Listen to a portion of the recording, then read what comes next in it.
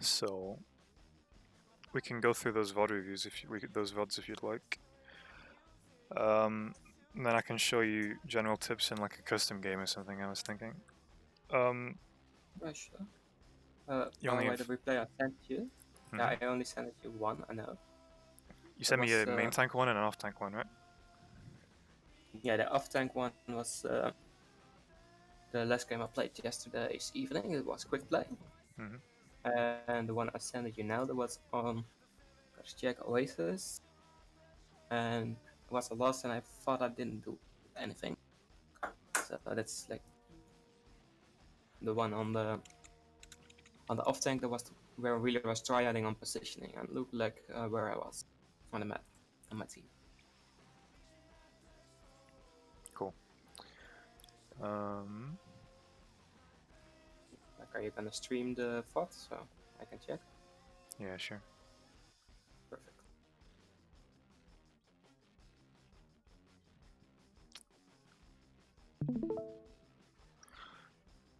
Live. Can you see the pen? Hey. Hello. Cool. Okay.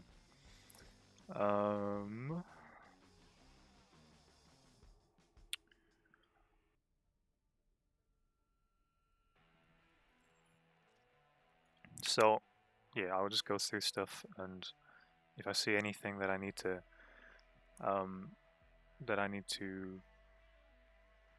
demonstrate, then I'll just get into a custom game. Okay. I don't know. Get right into it, I guess. Yes, sure. Ooh, high math, nice. You nearly hit Grandmaster though. I know.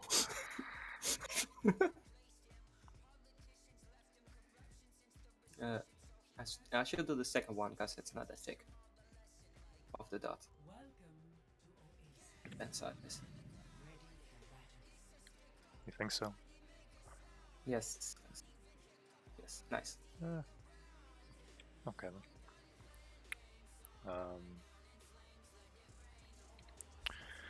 So, I watched this before just to make some simple notes. Can you remember to start if there was any comms? Like, I was trying to do a little bit of shot calling in this game. Like with the focus and with the dive, because this is a dive comp actually. And I noticed like we should first off I thought we dived the Genji on top. Then I saw them agree and thought, okay, I'll just take him on. Didn't know if that went obviously well. Yeah, it did. Yeah. That seems fine. Where's your diva? Oh, behind you. Okay. So, do they just ignore you? Yeah, I guess so. Yeah, they did. Pretty much, yeah.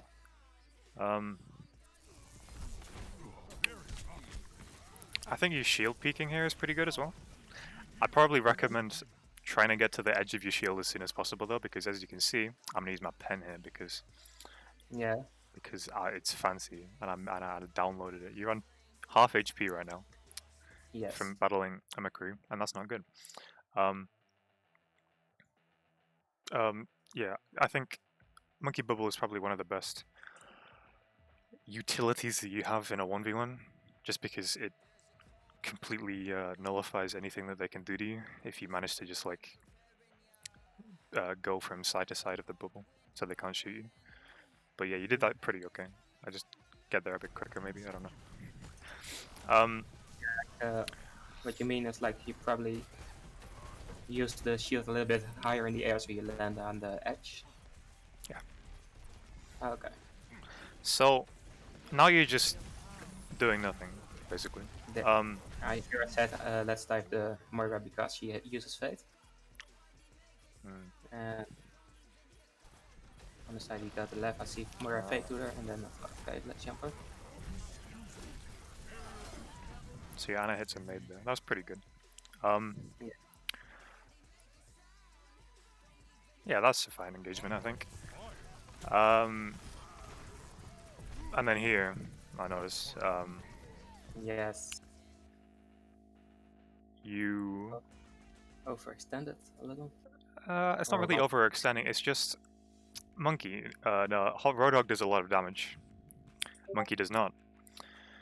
So you should probably make sure your team are with you before you try and engage against the Roadhog, because you're a big character and he does a lot of damage. And as you can see, that gets you killed. Yes. So I'd recommend like making sure everybody in your team is there, just so you have less of a chance of dying. Because yeah, dying is bad. I don't know. Yeah, dying is 30 seconds downtime. And then they cut the point while you were dead as well. So yeah, if you waited for your team to engage before you dived on the Roadhog there, then you probably wouldn't have lost the point. I assume. I don't actually know exactly how you lost the point, but I'm assuming it was because you were dead. The rest of the team like didn't sit went on point. They just backed off. That's Fair the enough. thing.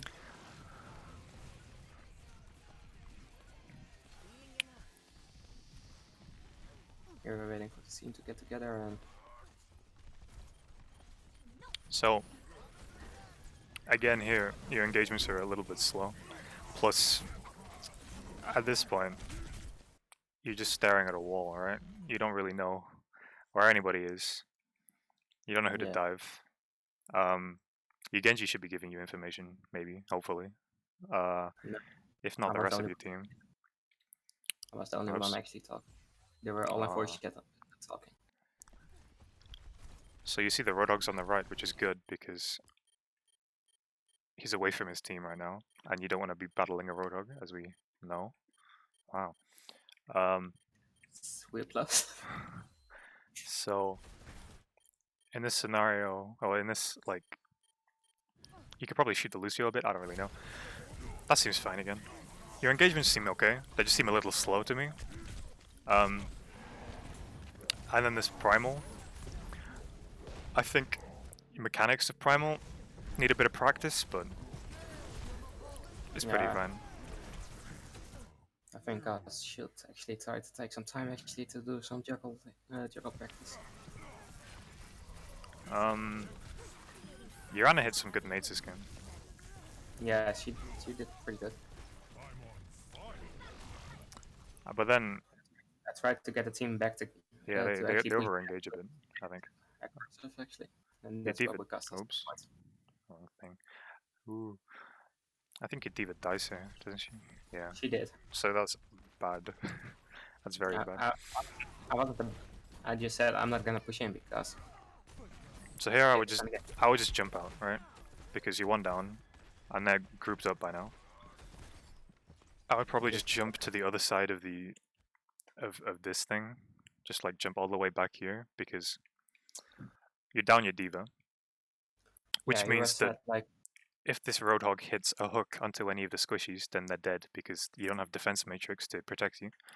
So I just recommend getting all the way back and then maybe trying to coordinate a dive onto one of the supports to try and bring the fight back. If not, just die on point so that you can get as much percentage as possible.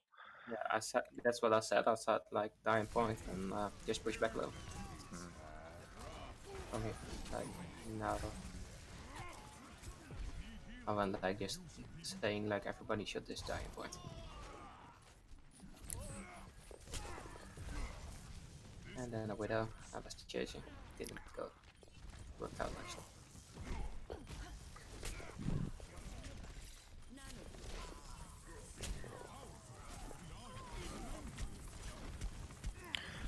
I mean,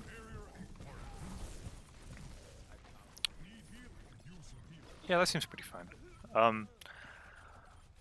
If I were you here, you know your Anna's dead, so I'd probably just recommend like jumping over to this Mega because Lucio can't heal you much. And he's not even back yet, is he? I don't know where he is. Oh no, he is. So what I would do is I just recommend your team to play safe. Just say like play back, I don't know, play around cover, and then you can go get this Mega, or you can go play in the back to get some healing somehow, because Lucio does not do a lot of healing, and then maybe you can try and recover off that. It's 90% anyway, so if you die, it should be fine. You can just say to die on point, because once you reach 99%, there's no point in keeping the point alive if you're just going to lose the fight anyway, because then you're just farming the enemy team's ultimates. So that seems pretty okay. It's just if you wanted to try and win the fight, then you should probably have went to get your own healing rather than waiting for the Lucio to heal you. But yeah, I think that's fine. The red team overinvests some ultimates there anyway, so it's pretty okay. Also, one thing I noticed in this game was like, I know I made some mistakes, but as a Winston, I had gold damage the whole game, and I don't know if that's normal for a main tank. I have gold damage the whole game, but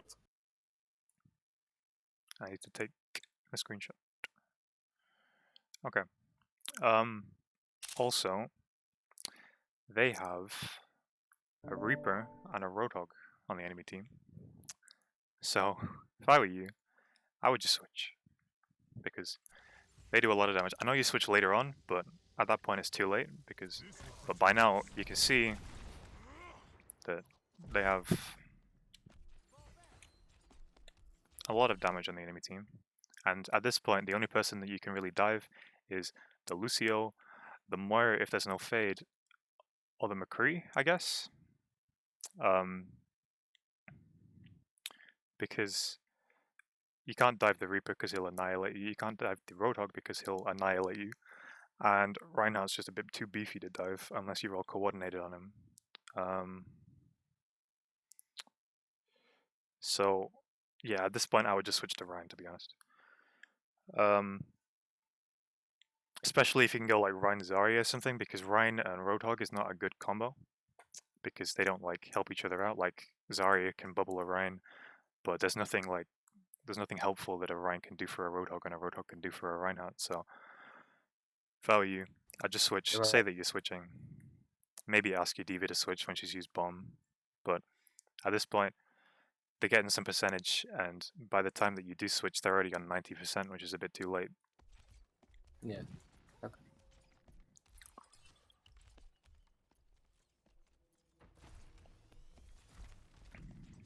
So what are you waiting for? Actually, for the team actually to get better. To get together.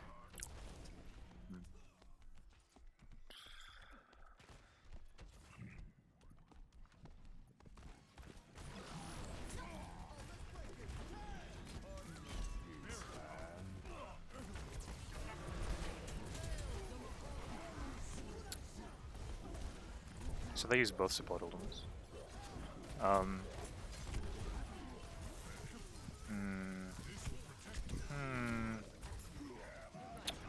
Okay. So at the start of this fight, they were on 30%, right? Yes. And then by the end, they get to 70 because I feel like you wait around for a bit too long. Like at least you could go up to the choke here. You could go up to the choke and try and force them back a little bit, because you just hold in this area, you and your entire team, for like 20%, and by that point they get a lot of percentage and nothing really happens. And obviously you can see that they have the ultimate advantage. They have 5 ults online and you only have almost 3.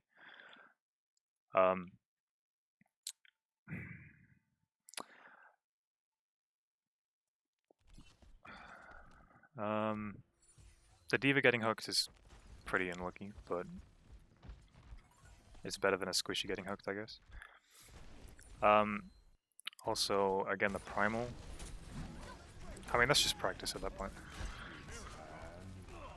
Your team, that's a nice sleep. What I would generally try and do is, if I was engaging on someone with primal, I would jump on them, electrify, just use your general gun for a bit until they get to about half health, and then use primal to like try and kill them or try and finish them off, because primal doesn't do a lot of damage unless you're really good at it. But what you do is that you just jump in, So he's asleep, and before you even land, you jump on him. Now he does die, but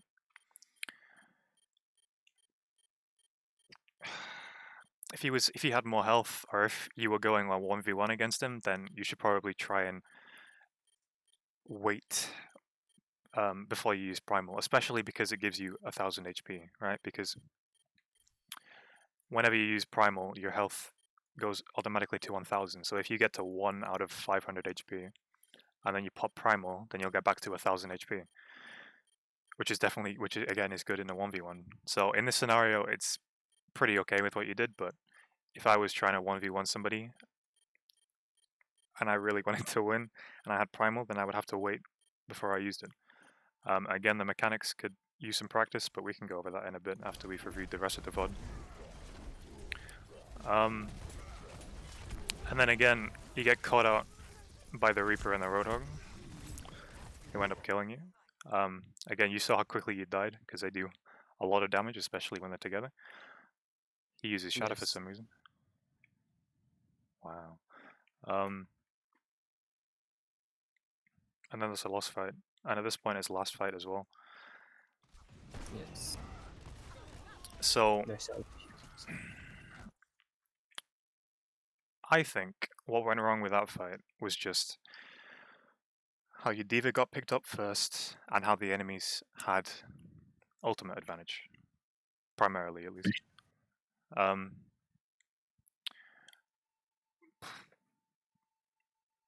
don't really know what you could have done there, apart from just switching earlier.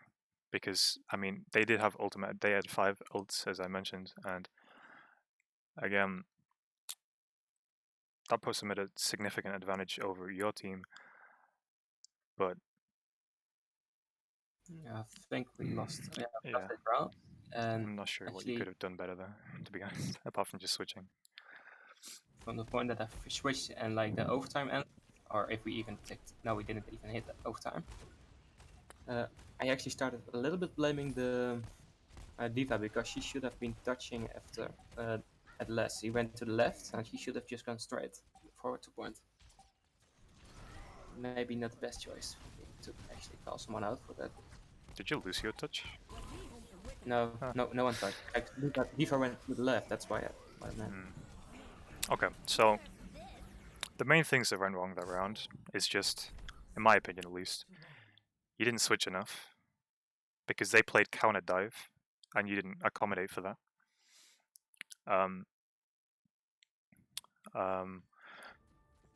And that your engages were a little slow, I think, which can be worked out. I'll just make a note of that and we can go over it after I've reviewed the VoD.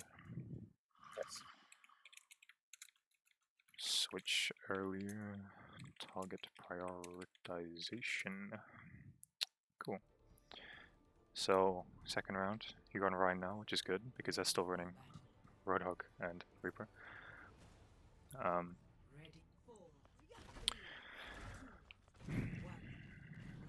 So Ryan Zarya should be a really good combo. Because you both complement each other really well, because the Zarya can bubble you whenever you want to get aggressive.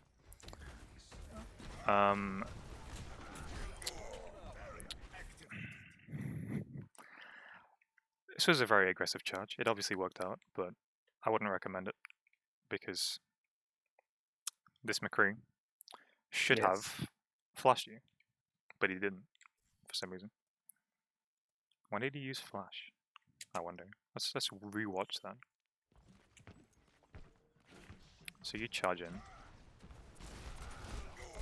I just used it too late. Okay, so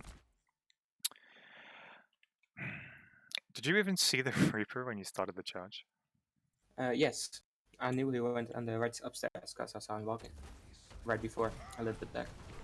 Okay, well, generally, that's probably a bad idea. I mean, it obviously worked out here because they couldn't pressure you down, but I wouldn't recommend it usually, because if that McCree did manage to stun you, then you'd have a Reaper and a McCree both shooting at you, and they do a lot of damage.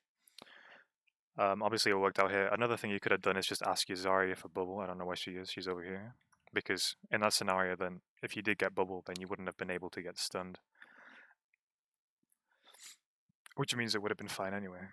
But when you're just charging in like that, it's probably not the best idea, because charging leaves you very exposed. Ooh, I don't know where I am. So yeah, in the future you should either try and make sure you're covered with either a lot of healing or a bubble if you're going to play aggressive, or you should make sure that you have no way of getting like stunned or cancelled out of it. This rotation seems fine. You probably shouldn't have gone main anyway because of the roadrock and stuff. That Lucio should have died.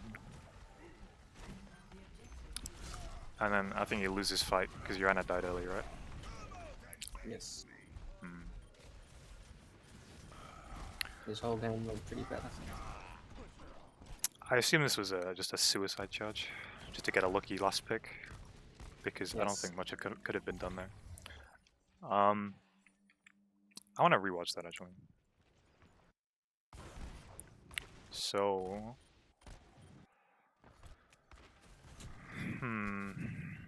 so you rotate. You probably should have said that you were rotating because you seem to be alone there. And then the Lucio comes along. And boops. Okay. So in this situation, when you see a Lucio on his own, I would probably make a call in voice chat, just saying something like, Lucio's alone here, or we should focus on Lucio, or Lucio can die. I think that's just awareness as well, because he was one. You could have been able to kill him probably if he hit another swing, but that's whatever. Here there's nothing you can really do because you're 2 down, and it's your main healer. So here I would either play for time or just die, which is fine.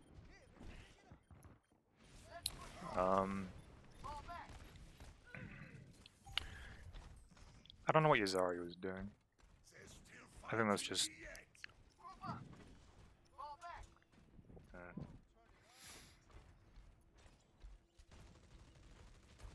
So again, their tank lineup shouldn't be doing much. You should be able to get some more value on Rein Zarya than on Rein and Ball.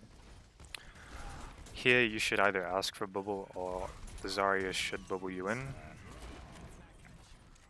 I don't really know what they were doing. Like that, yeah, there we go. That's a nice bubble. Because whenever you go aggressive, you should be able to get a bubble, just to give you that extra opportunity. Because if you don't get bubbled, then you can get stunned, you can get killed. Plus, getting bubbled gives you Zarya extra energy, so that's nice. You can counter charge. I don't know if you tried to or not, but if you just press shift when a Rein is charging at you, then you can counter charge and you'll both just be lying on the floor for a second. Also, I'd probably try and point out to the team that Rein is alone from them, like away from them. Like, in this scenario, in my opinion, the only reason Rein should have been standing over on this side of the point is if they're looking for a charge or they're looking for a shadow. Now, Zarya should have bubbled you there, honestly. She had bubble on cooldown, you can see in the bottom right there. But yes, that's just pretty unlucky, I think. Try and counter charge when you can. You can counter charge whenever, even if you're just like a millimeter away from them for some reason. But you should be aware that if their Rein is starting to play alone, then you should think something's up, you know, because he's not playing like normal, and that's not good. Yeah. That beat. The beat and then they were unnecessary actually after. Both of them. It was a bit of an overuse of ults here.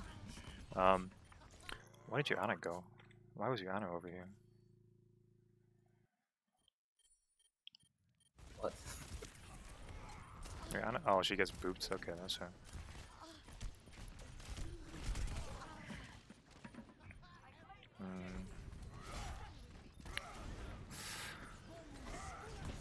So, if you're trying to charge up against a ball, you should always try and imagine where he's going to be and not where he is.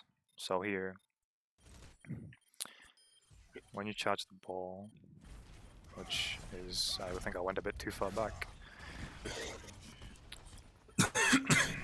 So I'm gonna slow it down actually.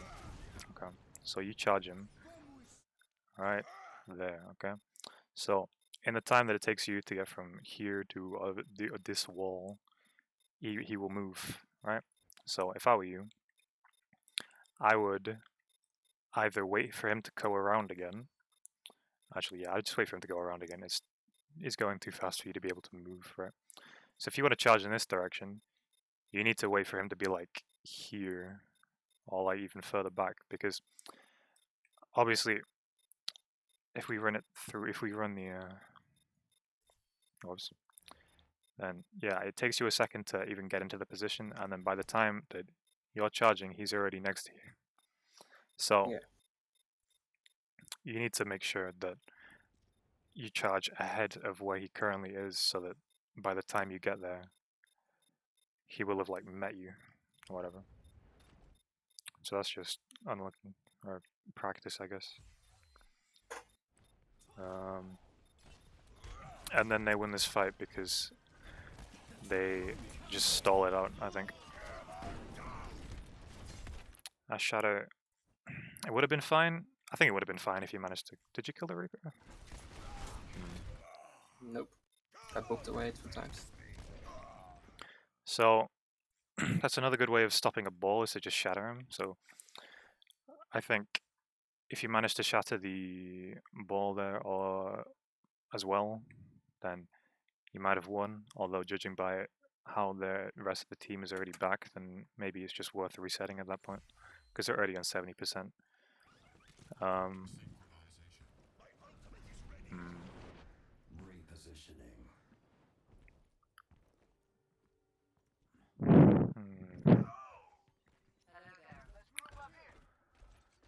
So, what went wrong in that fight? What do you think? Positioning with the team, actually. I guess so. Around the area. I think the main reason was how the Ana got picked off early both times, and how the ball and the Reaper managed to stall for ages. Yes. So yeah, in order to stop that, I think a solo shatter onto a ball is completely justified if he's just stalling, as long as you think you can win. Here I'd probably try and destroy some of the mines with your shield. That was a nice kill onto the ball, he was kind of feeding that. And here, okay, so one of the biggest parts of playing Reinhardt is mind games, okay? You have to be playing 4D chess with the enemy Ryan, okay? Because you have to like, so by this point, right, the game's been going on for at least what, a minute 40, a minute 50, and Yeah. you've already had your shatter. You've got 1.5 shatters by now, so you've got to assume that he has it already. So there's a lot of ways that you can like predict a Reinhardt's shatter and like play against it and play mind games to either try and bait it out or to mind games to get your own shatter off. In this scenario, I don't know what happened. Did he just like shatter? I think you were being a little too aggressive, maybe. Like you should have known that by now. We're 90% into the capture objective. Like even at this point, right? You're turned around. You're fighting this ball. I can't actually view the Reinhardt because I'm on. I've got a hotkey on F9.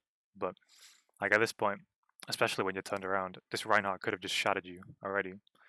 And you need to like keep all these things in your mind, right? Because if he shattered here, that would be a good shatter. He would have gotten both of the tanks. I don't know where your healers are. Yeah, the healers aren't even with you right now, so that would have been a pretty good shatter. And they probably would have been able to kill you. So even though you're focusing the ball here, you also have to keep in mind that, hey, this Reinhardt probably has his shatter by now. So I shouldn't play too aggressive. And I should keep that in mind in case he wants to play extra aggressive and shatter me. So like here as well, you're turned around. So the chances of you blocking it, if he actually wants to try and shatter you, which for some reason he doesn't. Like, the chances of him hitting a shatter here are pretty high. Like, if I was him, I'd shatter right now, even though your healers are right here, because you got both your tanks. Sorry is even pretty low, and that seems pretty worth it to me because you're probably not going to block it. And then at this point, he gets a shatter off because you were being a little too aggressive, and because you presumably didn't know that he had shatter. It looks like he was just looking for a bigger shatter, to be honest, because there's already, like, your entire team is here. So on his part, this is a pretty good shatter.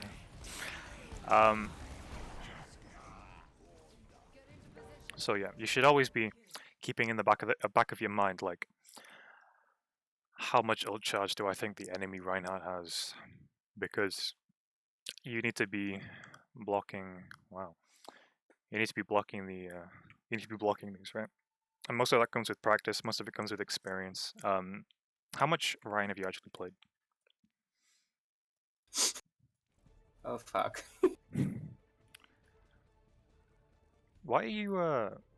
You know, you don't have to be in a team where you have to play main tank, right? Like, you can just join a different team if you don't want to play main tank. If you want to play DPS, it's fine. Okay. Okay. So yeah, I think with practice and experience, you're gonna get that down a bit better. That's the end of the game. Okay. So now I'm gonna get into a custom game, and I'm gonna invite you. Okay, I'll get back to Forge. So I'm gonna put it on King's Row because King's Row is the best map. Yes. King's Row.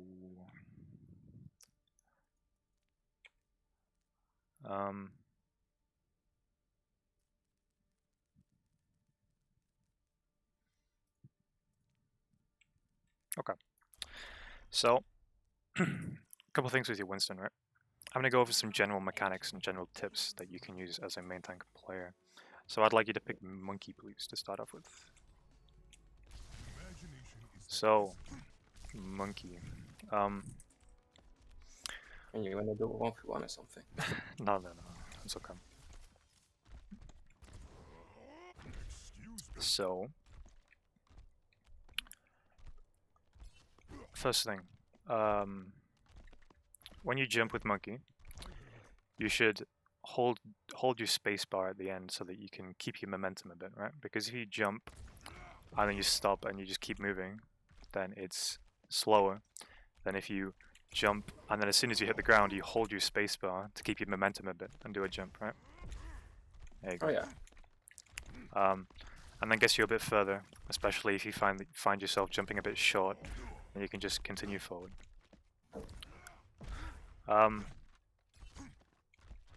Now, the directional inputs, so your WASD keys when you're jumping, can have an impact on the way that you jump, right?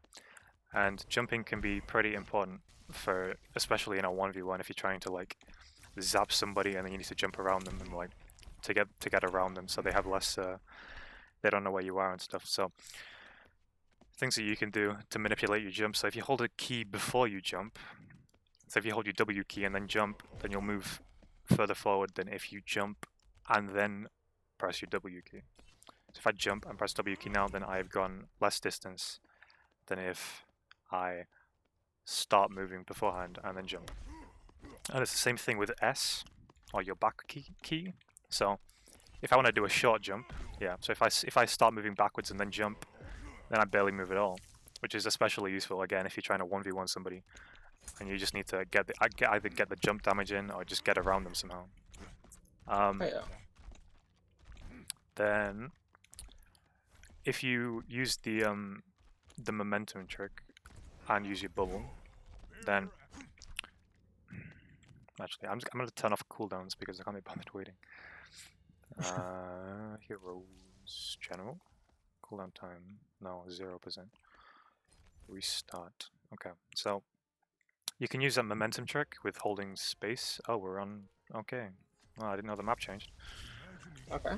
So if you jump, press E when you land, and then use that momentum trick, then you can land just on the edge of your bubble.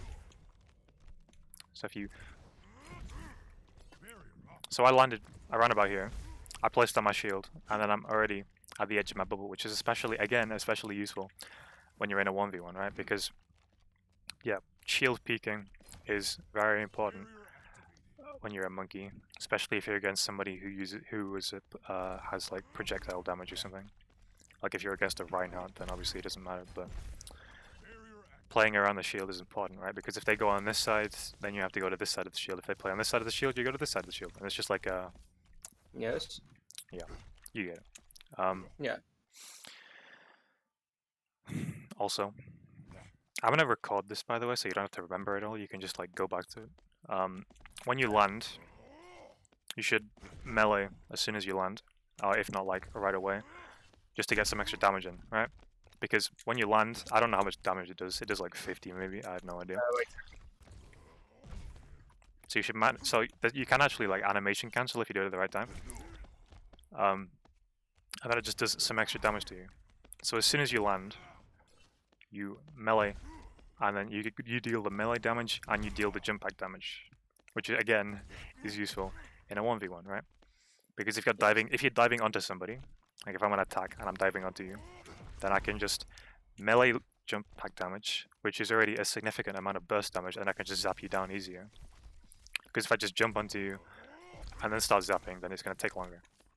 Yeah, and because of especially when you have full health, because the power. What else did I write down?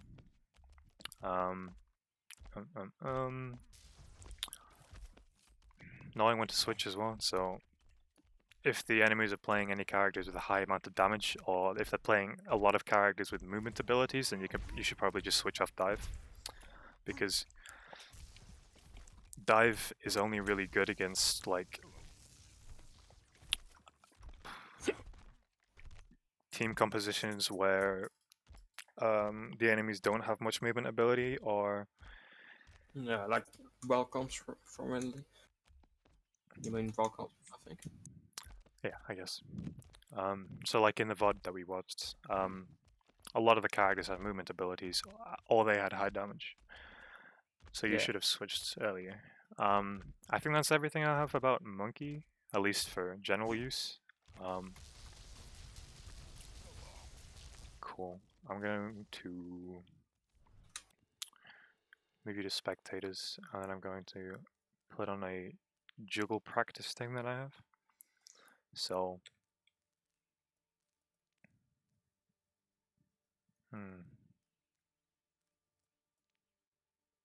there we go. So,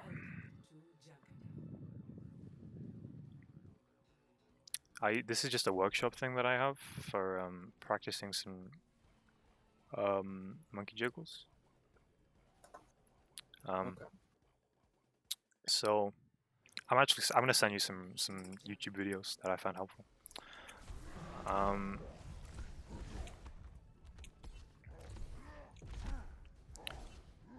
So using this little workshop mode, I can save where the enemy is going to be by doing this, and then save where I'm going to be by doing this, and then I can spawn into Lucio, and I can just practice my juggling for a bit. Right? So this is pretty helpful, because most of the times when you're in a primal, you're going to want to go for a specific one player. Unless you're just trying to like take the entire enemy team and just like swat them away or something. Most of the time, things at straight. Primal is like booping 1 or 2 people into my own team, so we can actually focus him down. So one of the big combos that you can do with Primal is getting 3 swings in, right? A general like benchmark for knowing if you're good at if you're good enough at Primal Raging is if you can get 3 swings on a enemy without them touching the ground. So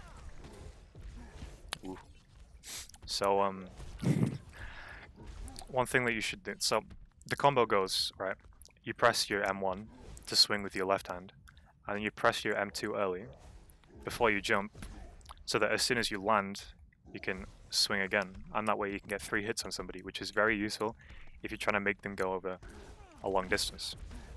So there I kind of did it, but they hit a wall, so it was a bit of a problem. So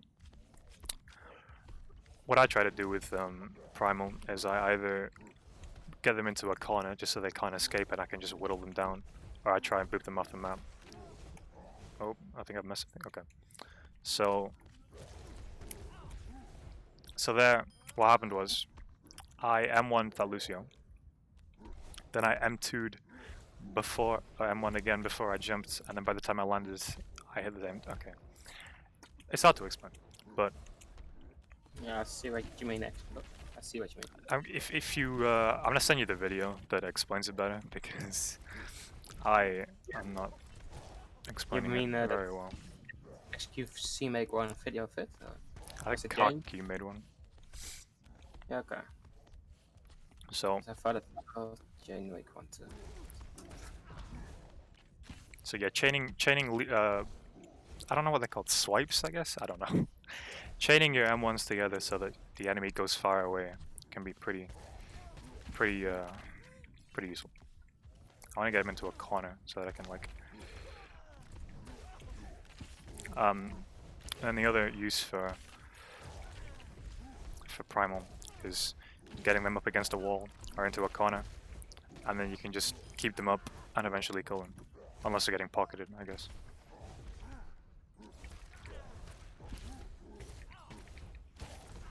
And then you can throw. Ooh, I alt tabbed.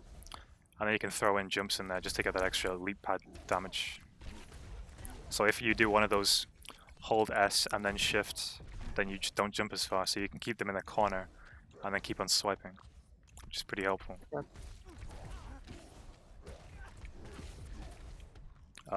So yeah, I'll send you the workshop code if you want.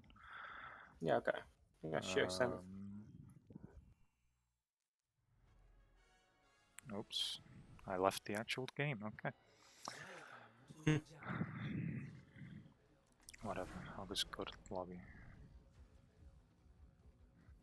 I don't know what I'm doing. I don't usually host lobbies. Nope, okay. Well, scuffed. I also have a Reinhardt 1v1, but I want to go over the general Reinhardt tips first. So Winston Jiggle, I will send you the code, share code. Create new. Boom. So all you have to do is you have to put add AI, and I usually just use a Lucio, and then you use the controls in the top left to save where the enemy is. Okay. Okay. So now I am going to show you some general. You need to invite, by the way. Heart. I don't know how to get rid of the preset, so I'm just going to get out of there and join back in.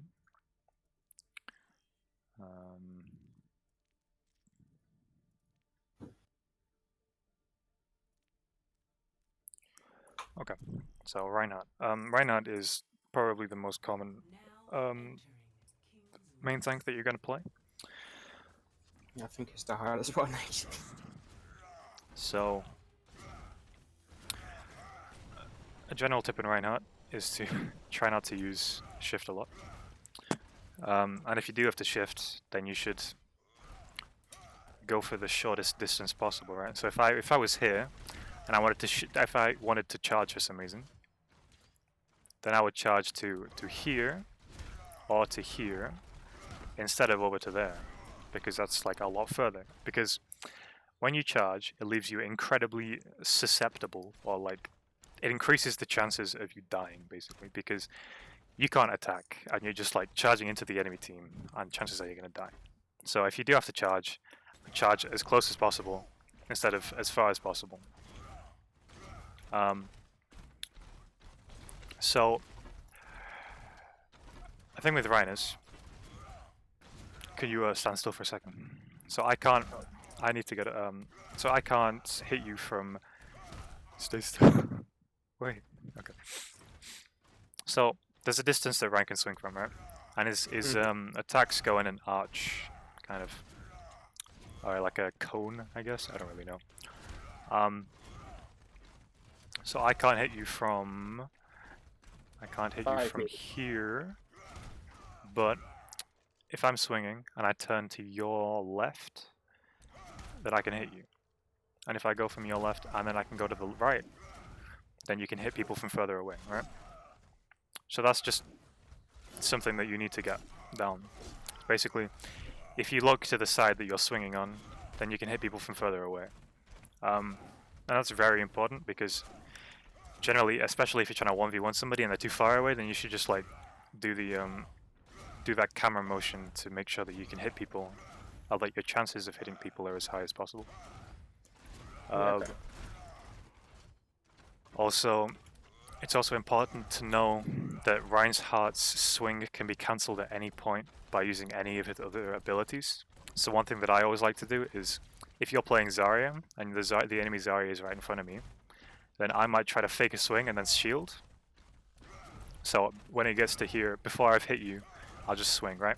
I'll shield, because chances are, like, this links into the mind games aspect as well, because whenever you start to swing, a Zarya will 90% of the time use their personal bubble, right? Because they want to get energy. So if you fake a swing, but then you shield, then they use their personal bubble and they get no energy from it, so they've wasted that, which is good for you. Also, another thing you can do is, to get a good amount of burst damage, instead of going swing and then fire strike, you can cancel the swing early. You can cancel the swing early and then fire strike, right? I'm gonna have to kill you to do this, okay?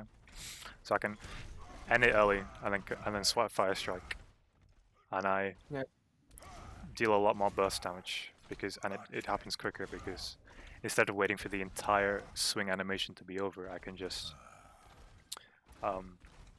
stop it halfway through. Another thing is, if you hold right click and then you hold M1 and look around, then the camera moves. Yep.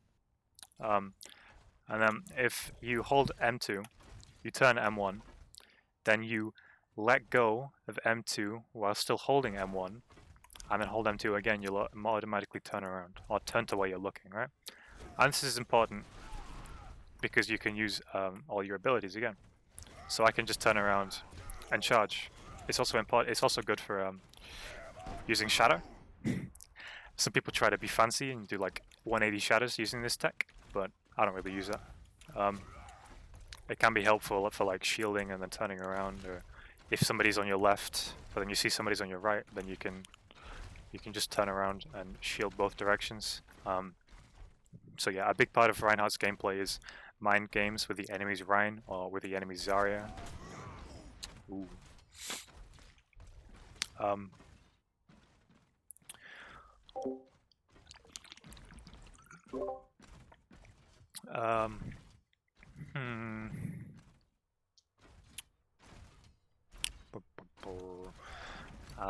What else is there? Get my notepad up. So your fire strike aiming as well, I think was a little bit off, but again, that's just really practice and it'll come with time. The most important thing to remember as Ryan is don't charge extra aggressively. You shouldn't really be charging at all, to be honest, and it's just mind games, right? So if I think you have shadow, I'll either play really passive or I'll try to fake out like an engagement. So I'll try and pretend to play aggressive, but then I'll do that fake swing shield thing to try and bait you into shadowing me so that I can shield. I also have a good Reinhardt shadow blocking workshop code, and I can also send you some more videos about Reinhardt tech, which should help. I'll actually just show you the Reinhardt 1v1, because why not? Okay. So this is a hard Reinhardt bot. Usually I don't block his shadows, but it's whatever. So I can go into Earth Shadow blocking mode, and then this is bot Reinhardt here. And this usually isn't good for the mind games section, but it's usually just better. It's good for practicing your reactions. So he shadows randomly, and I block him. It's pretty impossible to actually hit a shadow against him because he's a bot, and he has like code that stops you from being able to shadow him.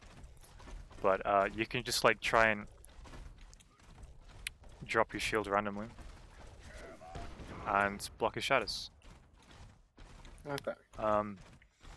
This is pretty useful. I think this is pretty useful because it's good for reactions, especially if you haven't played Reinhardt in a while. Because if all else fails with your mind games, then it just comes down to reaction time, right? So Yeah. if you either don't know that the Reinhardt has shadow, or you forgot, or he somehow manages to like get past you or something, then it's important to have good reactions and just holding up your shield as well. Which apparently I don't have.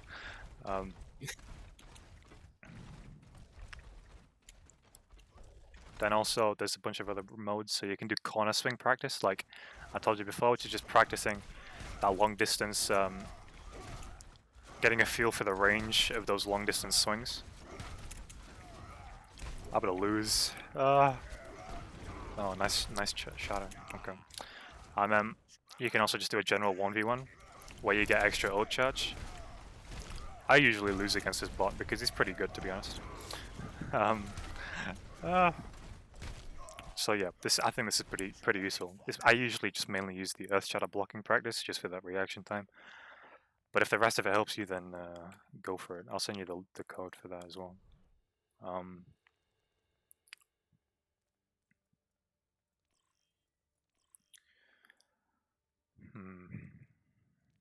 So yeah, Ryan 1v1. I think that's it for general tips. Everything else is just going to be game specific, I think. I think if you manage to practice all those things and look back at this coaching session and just try and get everything into practice, then I think you'll be fine. 1 second. Yeah, sure. Okay.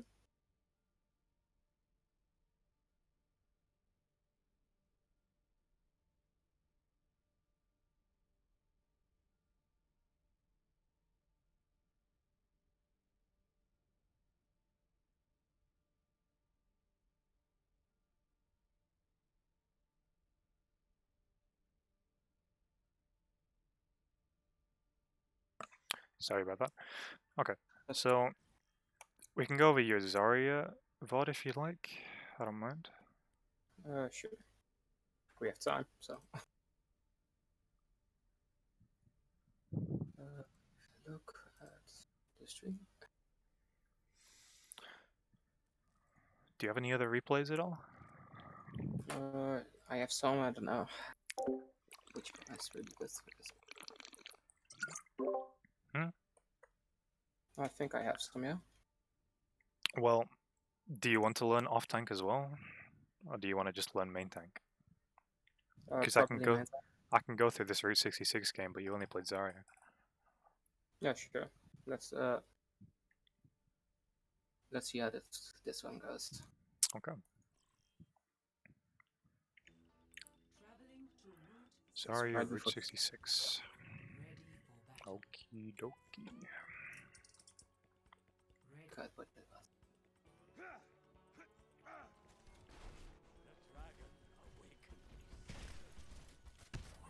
Oh yeah, what's it? Okay. First quick play was like bored. Looking like if the channel for the bootcamp was already up. Okay. Zarya. So, one of the biggest issues that Zarya players make, well, one of the biggest issues that all Zaryas make, to be honest, is bubble usage. Generally speaking, right, you should remember this, right? You should not use your bubbles only to get energy, okay? Because your bubbles are super important, and they're incredibly useful at nullifying damage, right? And enabling your team, or saving your team. So you shouldn't just use them for the damage, right? If you get 10 charge of something, but you save the teammate from dying, then that's worth it. You shouldn't just bubble your Rhino all the time just because he gives you 40 charge. If you need to bubble your backline sometimes, then that might be better. Before start this VOD review, I would like you to be really hard on me on this one, because I actually gonna try to actually climb with Zarya because it's the best. She is pretty fun. Okay. I think she's my best tank. So here, I don't know why that Zarya isn't shooting you. That personal, I think it was fine, honestly. I would have expected them to shoot you. I don't know whether it's the rest of the team. Are they just dead? Oh, okay. Yeah, I think they're just dead. Yeah, hands are popped off. So you didn't really need a bubble here, but I mean, I probably would have bubbled anyway because I would have expected them to shoot me, so I think it's fine. Here, that's good focus. Yeah, try and get that Ana. That's fine. I think this is fine. But you leave your Bastion unprotected. I think, yeah, because your Rhine's up as well, so your Bastion's just solo on the point. Yes. Here you turn around, which is fine. I'm going to left, so jump down. That's the support team.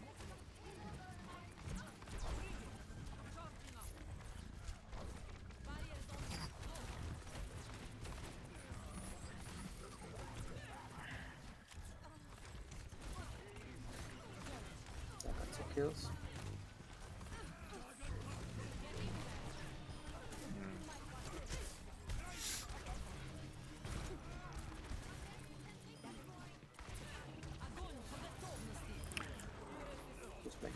That graph was aggressive, but at least you won the fight.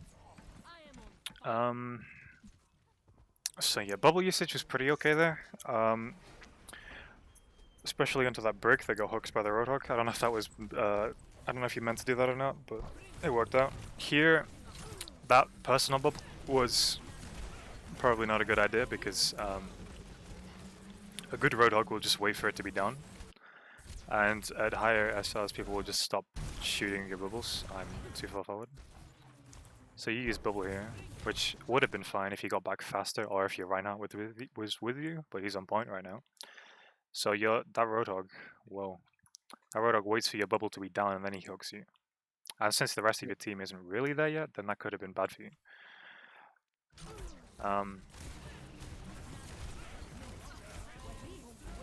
So focusing down the Roadhog here, I think is fine because at this point there's not much that they can do to you because the rest of your team is behind you at this point and you're getting pocketed. I think what you're doing in focusing the tanks is okay because you're charging your ultimate. You could focus the Ana if you wanted to win the fight early, but the best sources of ult charge for Zarya are beefy tanks or just getting right clicks onto a lot of people. So if you wanted to purely charge your ultimate, then just going against that Roadhog would be fine. If you wanted to win the fight, then obviously you should kill the Ana because she's healing. So yeah, that went fine. You went from like 20% ult charge to 70 just off the tanks, I think. So that was good prioritization, I think. You should definitely try and push the Zen here. See, now, I don't see why you stopped focusing the Zen there, because as far as you know, he's alone, and the rest of his team is dead. So I think you should just focus. Even if they go behind you, you still have your bubbles on, and your team aren't too far behind.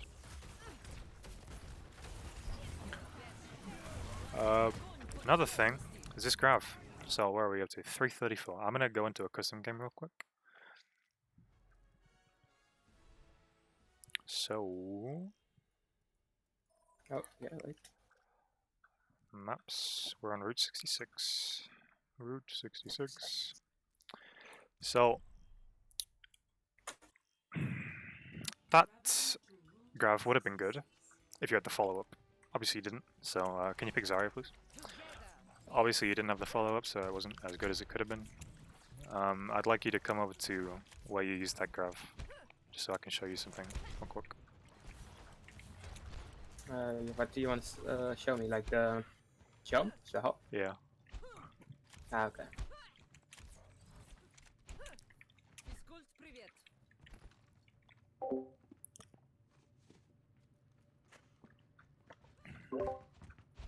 Okay. So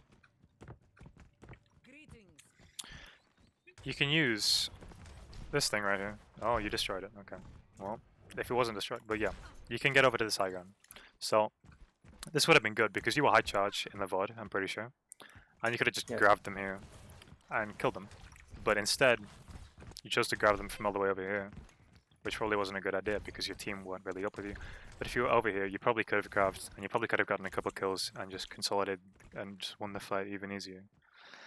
I don't know, that's about it for here. I just wanted to point out that you can make this jump, but apparently you know that already. But just didn't do it for some reason. Yeah. Another thing while we're here, I've fallen. A good combo that you should always use as Zarya is right-click melee. So, And right-click and then melee. yeah, and then just rotate your mouse because melee is actually. It looks like you're not right-clicking. There we go. So yeah, you can do, if you have 0 energy, then you can do like 70 damages with your right-click melee. But if you're high energy, then you can obviously do a lot more, and it's especially useful for like killing squishies because it's a high amount of burst damage, and it's the highest amount of burst damage that Zarya can do, I think. Yeah. So that's very important. I don't think I saw you use it in the VOD that we are watching, Yeah. but it's definitely important to try and use. Yeah, I think that's it. We can go back to the VOD now. Okay. 434, 334 fast. Nice. 334 is here. 12. So yeah, you are high charge. Even if they... okay. Why did you grab there? Actually, then. Fair enough. Where's your team? Oh, they're down there for Spring some up. reason? Okay. I don't know what I want to So, do. in this scenario, I would either try and make it to this high ground, and actually, I'm going to use the pen because I feel like it. I'd either try and jump over to here and grab him in here, or I'd wait for them to come down and I'd grab him on point, or somewhere down on the low ground because your team is on the low ground. Or you could just jump over here and grab them and try and get a pick or two on your own.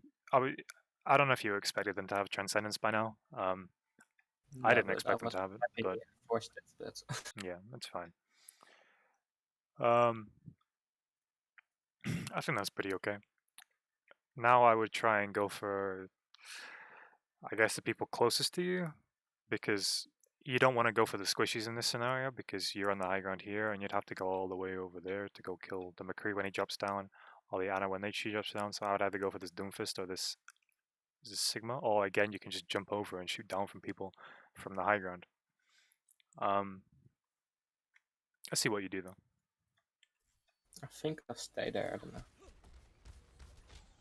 So yeah, you stay up. You focus the people that are near you.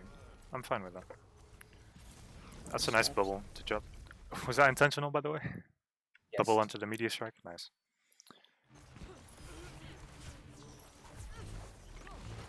Another thing. So what happened there? Why was that bubbling the brig so awkward? Let's see. Actually, was it on cooldown? I will explain this one. Because I thought, okay, this doesn't look good. They got a McCree in front of me and a Sigma. I will try to get behind the break and use the bubble on her, so I got a little shield. Maybe fought a little bit too hard on that one, but okay, and fair then enough. Behind. I mean, yeah, it worked. Yeah, I guess. So yeah, when you're using bubbles, you should try and like have it as a part of your gameplay as much as you can. So like you shouldn't have to stop shooting and then find a target to bubble and then bubble them and then continue shooting, right? It should be like a nice smooth transition, right? It should be fluid. It should be you shoot, then you bubble someone and you continue shooting, right? It should be like smooth. There should be as little downtime of you shooting people as possible. Just like with Zenyatta, right? When you're playing Zenyatta, you should be shooting and you harmony up somebody and then you discard somebody and then you should keep on shooting. You shouldn't be like you stop shooting, then you look for somebody to harmony up, then you harmony up them, then you go back to shooting. It should be fluid, you know? But that seemed pretty okay. You won the fight. Where's your Bastion? Why do you even have a Bastion? Where is he? I don't know. Oh, he's in spawn. Okay. So this forward positioning is good. I think your aggression is pretty okay. But if you're running a Bastion comp, then you should probably try and stay on the payload. But it doesn't really matter because it's quick play and you get away with it. Again, these right clicks seem pretty good for charging ultimates at least, because as I mentioned, right clicking a lot of people, especially if the team is close together, it can get you a lot of ult charge. Again, focusing the tanks here is good as well, because at this point it's just a poke phase and it's fine to just try and get energy or try and charge ultimates. Here, so I would, that bubble was pretty okay, but I would be thinking to myself, hey, this Roadhog just spawned, he's gonna have hook. And every single, well, okay, 90% of the Roadhogs out there will still shoot a target even if they have bubble on, because they won't recognize it or they won't like realize in time. So one thing that you could have done is just saved your bubble on your Ryan until the hog hooked him in, but essentially it was fine because he still has plenty of health and he's okay. It doesn't really matter, but it's just a little thing, right? If I see a Roadhog, I'll be thinking, hey, he's going to want to kill my squishies, so I'm going to save team bubble for that. Especially since you're on 100 charge right now, and even before you bubbled the Reinhardt, you were pretty high charge. I don't know what it was yet. So the damage difference between 100 energy and even like 70 is not much. So one thing that you can do is just save your team shield. I can't really... Yeah. So you should try and save your team shield whenever you're high energy, just because you don't really need to use it, unless one of your teammates wants to play aggressive or they're getting killed, right? So you don't need to bubble your Reinhardt here, even though it would get you to 100 energy. That's just a little thing. Like, it was fine to bubble him because he doesn't die to it, because he didn't die to the Roadhog hook, but I would be thinking, hey, I'm at pretty high energy right now. I don't really need to use bubble. I can maybe save it in case my, I don't know, Hanzo wants to play aggressive and then he accidentally gets hooked by the Roadhog.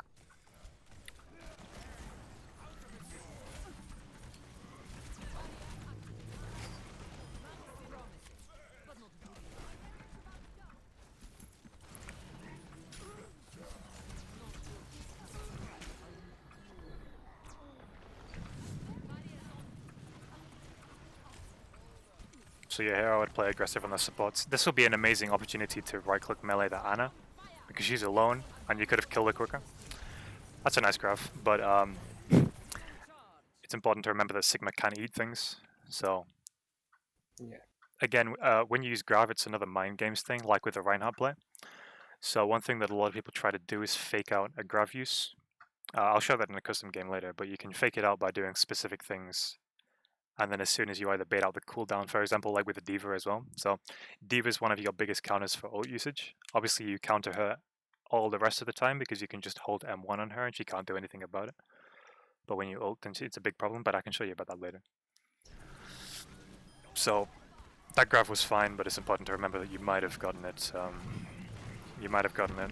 destroyed.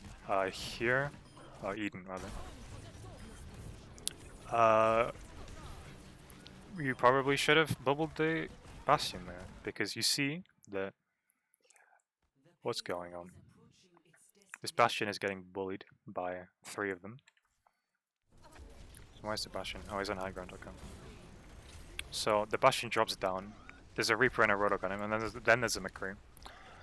So you probably should have at least tried to bubble the Bastion there, but it's not super important. I think you win the fight anyway, because you do have bubble on cooldown, and it would have saved his life, but it doesn't matter that much, because you still win the fight. And you get 3, so not bad. Again, right-click melees here would be important. It's especially important, right, if your aim starts to fail on you, because you either can't track, or the enemy's just being too fast or going around cover like this Ana is. It's important to, like, throw in some right-clicks there. And right-click melees when you can, just because it gives more significant damage, I guess, or like reliable damage. I don't know, because even if like you don't have to hit the person with your right clicks. You can just hit them with the splash damage, and you'll still be doing stuff. Also, you use bubble really early in the Sigma ult, which is a bad idea because the majority of the damage that you take from a Sigma ult is when you hit the ground, but by the time you hit the ground, your bubble is already down. I'd also be looking at the rest. Okay. When you get Sigma ulted as a Zarya, I would be looking around to see, hey, who was ulted with me?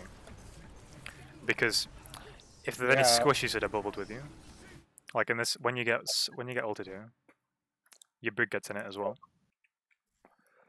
Yeah. So I would be looking around, right? Because this Sigma is full HP, right? You're not going to be able to kill him. I don't think there's any stuns that you can deal to get rid of the ultimate.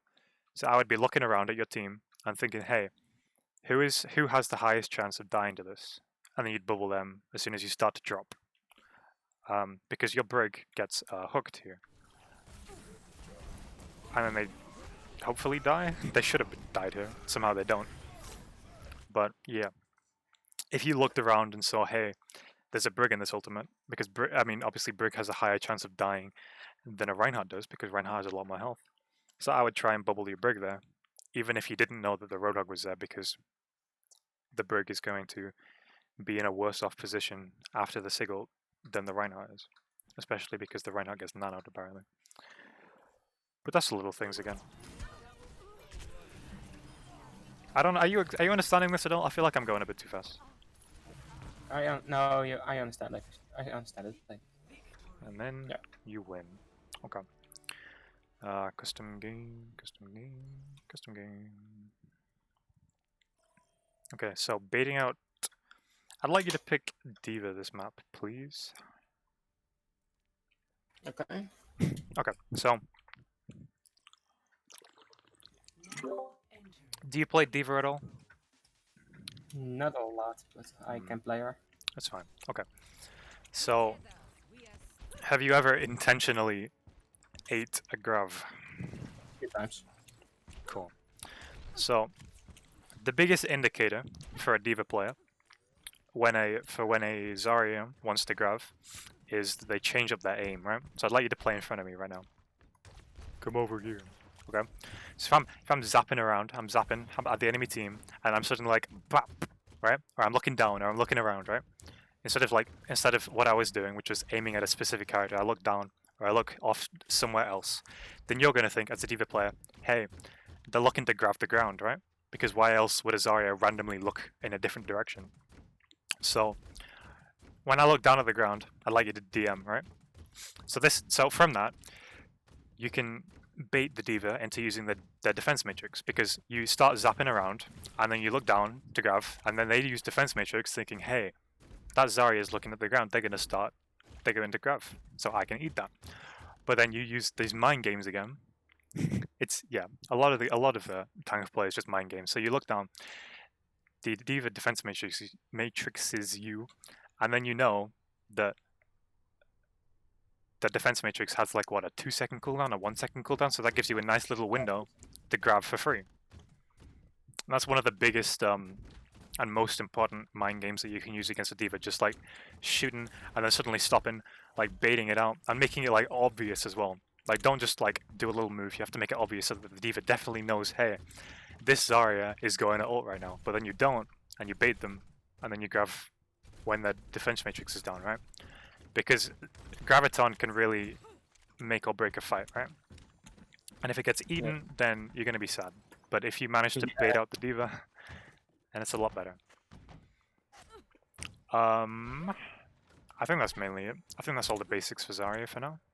We still have like 35 minutes until I can stop.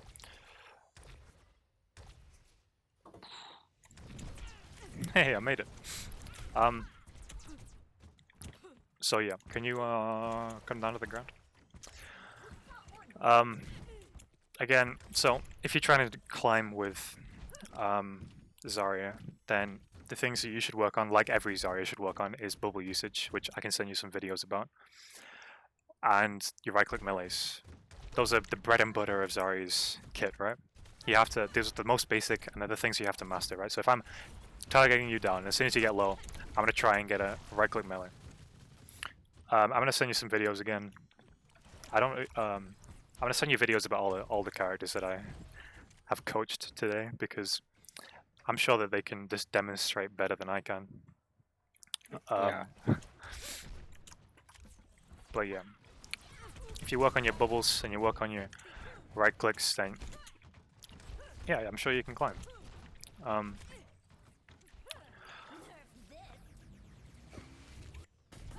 Ow.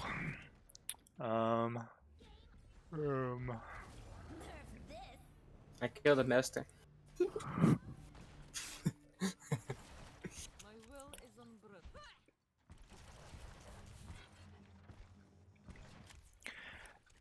Yeah, I don't really know. I think I've gone through everything in my fight. Okay. What do you want me to do? Like, Unless you have any... We can either go over another VoD if you have any, or you can try and maybe play a quick play game and I can just spectate you, I don't know. yeah, I don't like to play quick play. I would like to do actually comp, because then I'll just start a stream and Oh yeah, sure. quick play against all random people and not really, people not playing serious. So Yeah, if you want to go into a comp game. But, start a stream now. sure. Stop watching stream. Overwatch stream.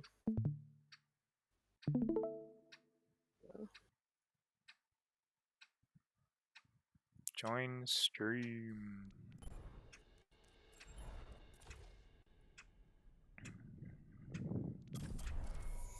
So do you want me to give you feedback while you play, or do you want me to just make notes and then we can go over it later?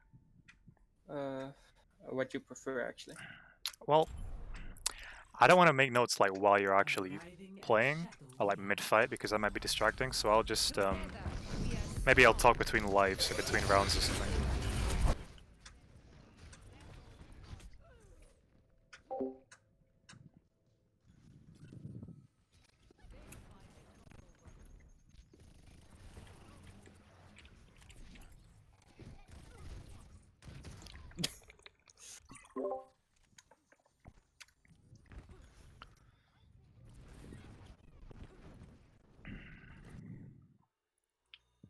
You got this.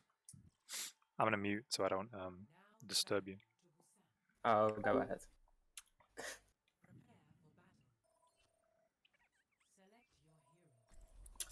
Join the team.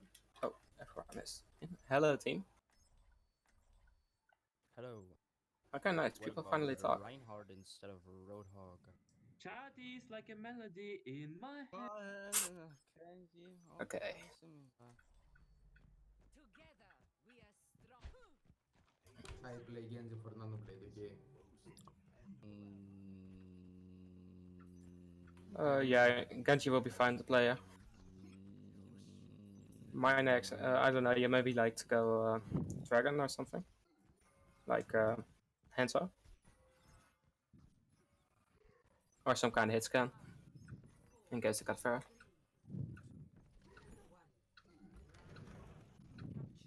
Wait, Wizard, if Rodok doesn't work, could you go like Reinhardt? Yeah, we need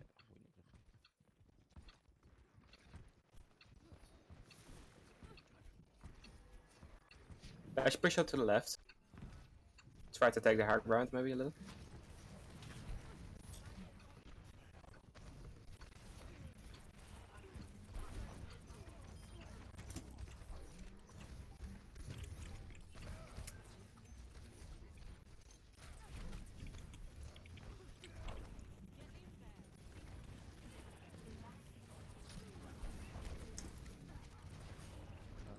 Can you help?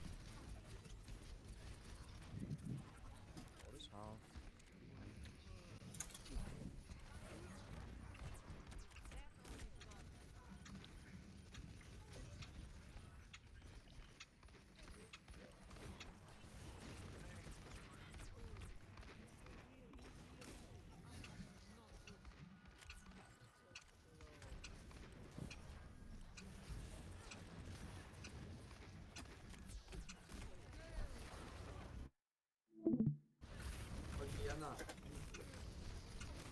I'm dead. Okay. Let's fall back.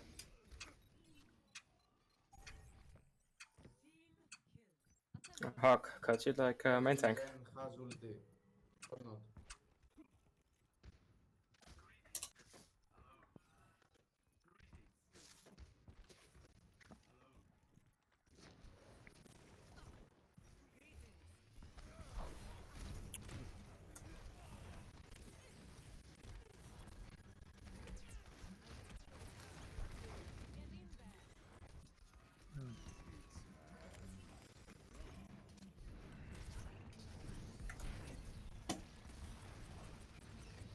Balkan die, nice.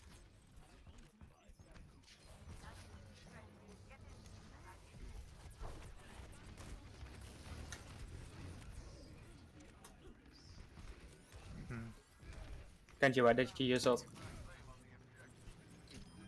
He's huge, push your main. Push your main.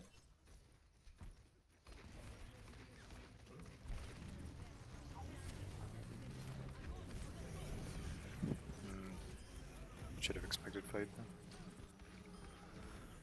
Huge. Maybe a little bit too much on ultimates, but okay. But we use that, yeah. Nice right click, man. Get that ball. Get that ball. You could do it. No? Self shield. Nice. Let the ball go. No, ball got out. Bubble somebody. No. Sorry Never that mind. I didn't know you, but like. Bubble you do when he goes in. be Probably. focused if I know to do that. McCree, watch out. Ballas on the right side. Doom is still main. You should probably prioritize on him first. I don't know if you're lagging or if the stream's lagging, but whatever. Maybe take a little bit of space on the right side. Yeah, that's fair.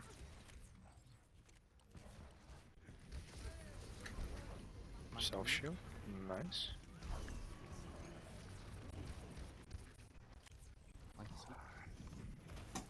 Yeah, and get back a bit.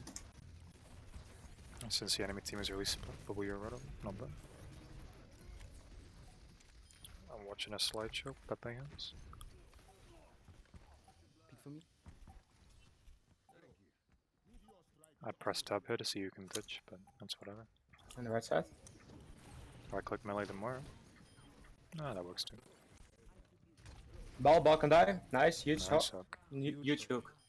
Nice, good job. Good hook.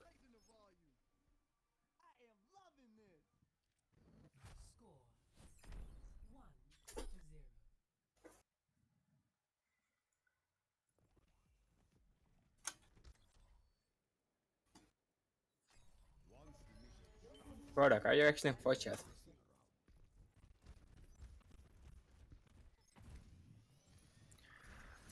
Okay, if you fucking hear me, okay. I At would least you fucking recommend voice chat. playing Nice. Arisa Hawk on Mecha base, but I will If it count works, down it for works, right?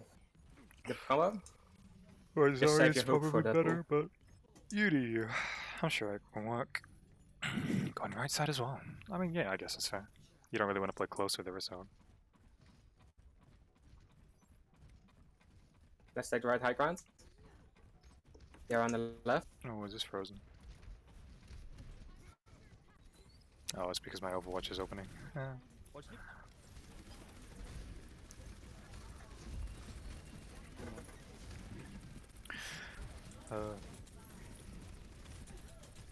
I wouldn't focus the Roderick here, he has too much health and he has self-healing. I'd focus the healers at the squishies. Ball empty. Ball low. Ball low. Yeah, that's nice prioritization, I guess. Try and get the Doom here, use your shift. I'm dead. Doom can die. Doom can die. Nice. Somehow you're winning. Get Mario the can die. Moira. Mario can die. Not bad. Nice. I'm taking choosing. You guys push up the high ground. Anna. Down the side.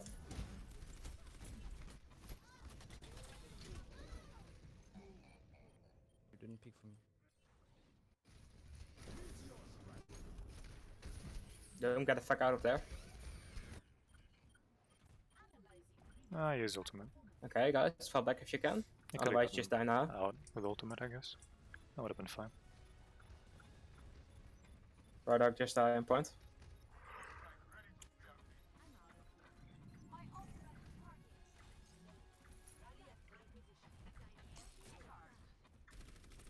Focus on the right side, same as Doom. I think this positioning is fine. You don't want to give him too much space. What are they running? Are they running Whatever, ball on are Roadhog? That's so weird. Ball empty, ball low. I have mana. Watch out. Nice shift into the Doom.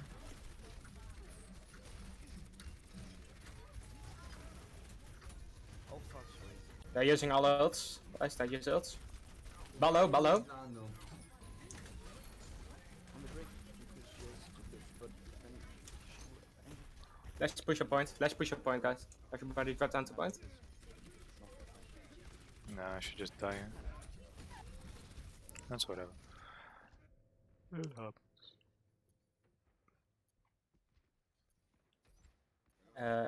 Guys, let's take the right side. You don't have to take right side, but it doesn't matter. They're not running around Zarya, so you can face tank fine. Especially with that pick. That was a good hook. Doom can die. Unlucky. At least they can't res. Huge, He's push up. still one up. Push up. Damn, your Rodog's pretty good.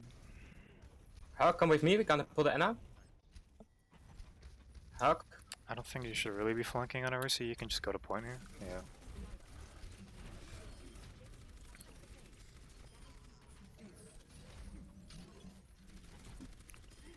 Huge. Push up the hike right now, Nice guys. pick.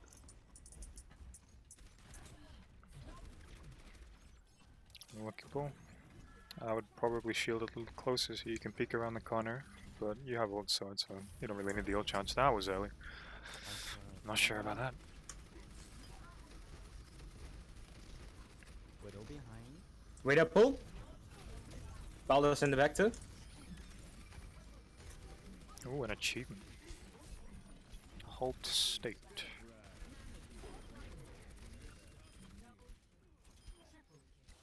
Huge. That was a nice pull.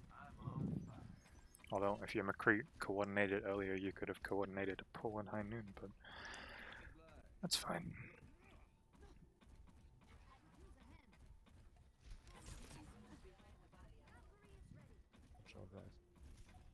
In the back. I'm asleep. Widow can die, nice. Mine's on point, even though they don't have the point. That's kind of weird. Ah, nice damage. I probably would have said that I'm going back to You point got one now, last since switch? you're the main tank, but that's whatever. They will take the point, just die quick or just come back. Group up, group up. Full gold, so Last, that's not good. group up. Last fight, I might be considering. There we go. Go on bottom. That's whatever. The Doom can touch probably. Not if he's asleep. I am asleep. Touch. I'm back now. Ooh. Just touch. Yeah. Here's Doom first. I'm asleep. I'm asleep. Yeah, shield was used a bit too early now, so now you're just overexposed. Player on shield. Not bad, not bad. I'd probably maybe try and go for the Widow there, since the Widow's uncontested and she's basically standing still. Hawk Ooh, can nice die, Hawk anti. can die, Hawk can die. Nice pick. Hammond. Maybe go for the Ana next. Anna can die. I'm dead. I'd still go for the Widow then. Widow She can die, Widow can die. use Bongo. Nice. And just don't need ball. Nice. Huge, GG. Okay. Nice. Not bad. All in all, pretty good game.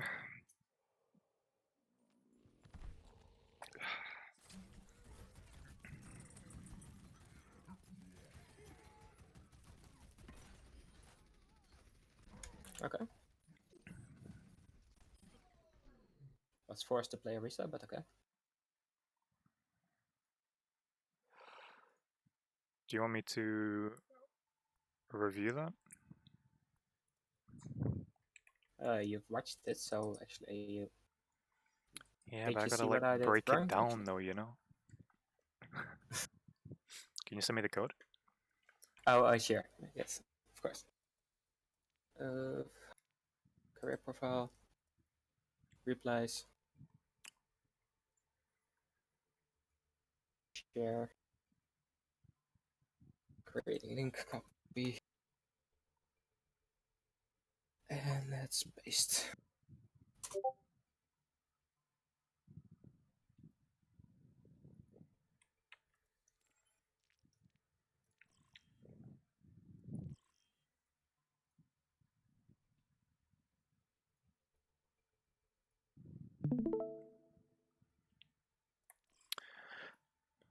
Hmm. Now traveling to the south So, honestly, for battle. I think 2 off tanks was pretty fine. because you. That's annoying. Where are you? I'm there. I need to view you. Wait. My. 1 second.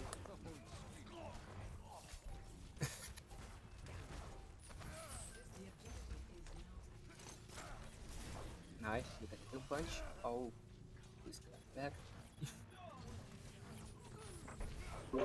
Sorry, my parents came in my room. How do Oh, I view okay. you? I can't press F10 because it's my it's my capture highlight button. Oh fuck. I don't know what I'm doing. Can I press space? Right click? I don't know what I'm doing, dude. Okay, you know what? Let's Okay. just pause and I'll change it. Options. Boom. Replace. Get out of here. Just put it on semicolon.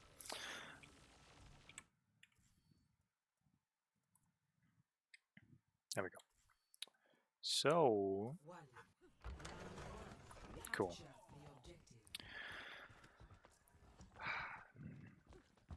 I mean, double off tank versus a divey comp is pretty fine to me, because you're not really gonna need shields for anything anyway. I mean, obviously it would be nice, but it doesn't really matter. And here, Yeah, just this bubble, yeah. So that's what I talked about earlier about having your like implementing your bubbles with the rest of your gameplay. It needs to be like fluid, right? So when you bubble your Rodog here, it should just be like you snap to them, you flick to them, you press E, then you flick back to the enemies, right? It shouldn't be whatever this is. okay. Also, I probably wouldn't bubble your Rodog there anyway because he gets back and he heals early for some reason. You can be more aggro here, right? Like you can play up here, if not further, because you have your personal bubble on cooldown. You can shoot the Moira a bit, you can shoot the Zen a bit. You can maybe force out personal bubble from there, Zarya. You don't have to get back, because you get back, that bubble doesn't get anything, but you could use your personal by going up a bit. Like, you can force the enemies to shoot you and to give you energy by using your bubble aggressively, right? Because if you played aggressive, then the enemies would have no choice but to shoot your personal bubble, otherwise they would die, right? Yeah. You can focus down the Moira, force out Fade. You can focus down the Zen and force him to get back, if not kill him. And that way you would get 40 energy, right? Because there's no point in not doing that, in my opinion, in playing aggro here, because your healers are with you. At the moment, they're completely fine. The ball hasn't killed your Ana yet, but you can play up, right? And you should play up. You should play around here. You can play around this piece of cover, and you should try and shoot the Zen. If not, you go further up. Try and shoot the Zen because he's alone.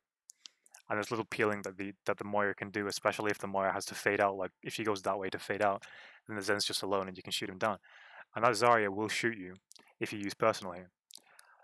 So yeah, I think being more aggressive and not using team bubble there could have been a much better idea, but it doesn't really matter.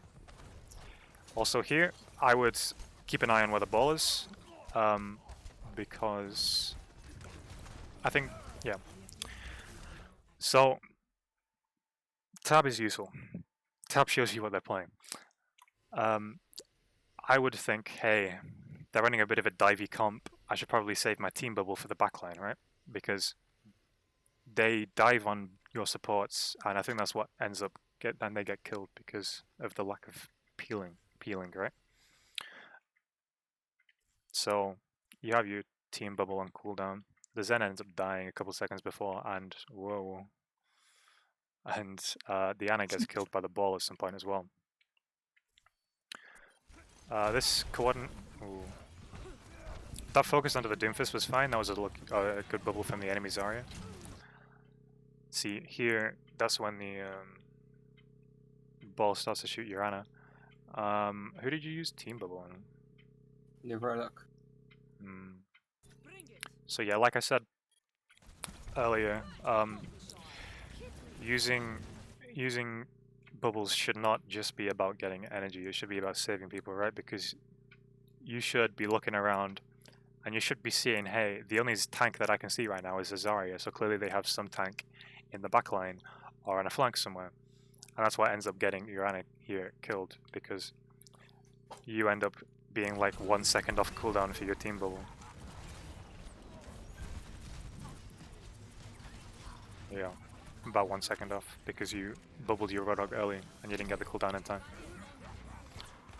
So in this scenario as well, again I wouldn't bubble the Roadhog, I would bubble instead is it the Genji who goes in?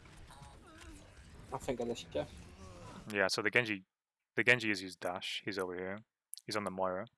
So I'd probably try and bubble him, because that's the thing as well. You see your Roadhog is pretty low, so if the Doomfist does manage to kill him, or manage to punch, and the Roadhog misses his hook, then he's probably dead, but... So I guess it's kind of justified and okay that you bubbled your Roadhog, but... I don't know. In this scenario, okay. If he was full, if he did have more health, then I would try and focus the bubble onto the flankers, or the DPS, or the squishies that are going in and trying to get picks, right? Because right now all your Roadhog is doing is playing pretty defensive. So I would try and focus the bubbles onto the Genji, who's getting 1v1 by a Moira right now.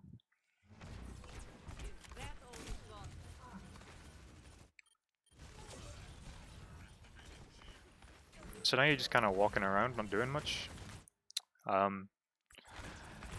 When you see that nobody's behind you and that your supports are fine, then I would try and push up a bit here. Because you're at the point, but there's still plenty of them there.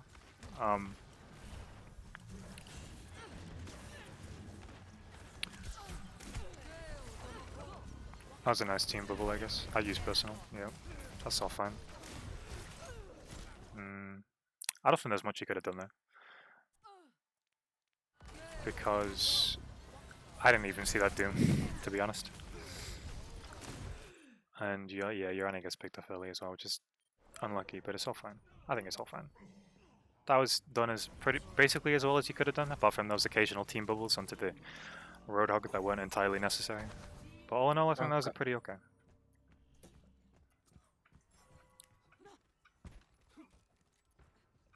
But yeah, like, against the dive comp, right? Like, obviously, it is nice to have a shield, but I think, personally, that Zarya Roadhog is fine, right? Because Zarya and Roadhog are good at peeling, right? Because if the dive tanks go onto your backline, your Ana and Zen, then the Roadhog can hook them, because as we have decided from that Oasis game, Roadhog does a lot of damage against dive tanks. Or you can bubble them, right? So, at this point, after seeing that they have a dive comp, I would be thinking, hey, I should save my team bubble for my backline, because they're going to get dived a lot, and I know that Zen and Ana don't have any movement abilities, so they're going to have a hard time against dive tanks. So it's up to you and your Roadhog, mainly, to be the ones that peel. Have you ever heard the word peeling before? Hopefully you have. Yes. Just like protecting the backline, basically.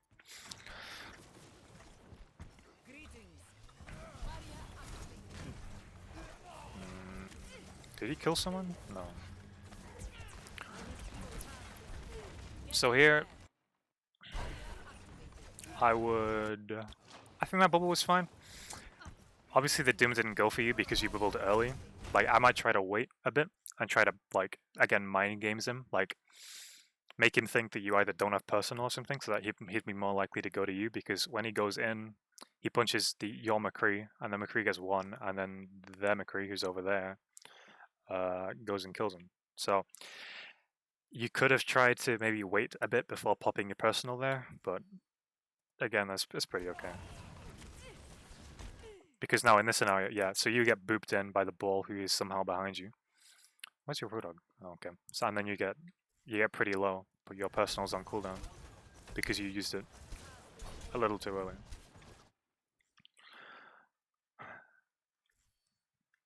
Okay. So yeah, again, this is a problem with like not every single Zarya player who's like below High Masters in GM, right? Because bubble usage is always the biggest problem in the Zarya player, and bubble, like who to bubble, when to bubble, that kind of thing. But all in all, like at the moment, yours seems pretty fine. The only thing I'd recommend is if they're running a dive tanks or anything that can. No,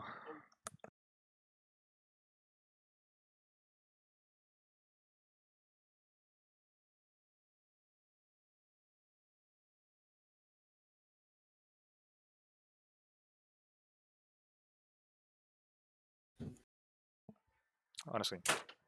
I'm getting harassed. Okay, so yeah, I think your biggest problems right now, as a Zarya player, are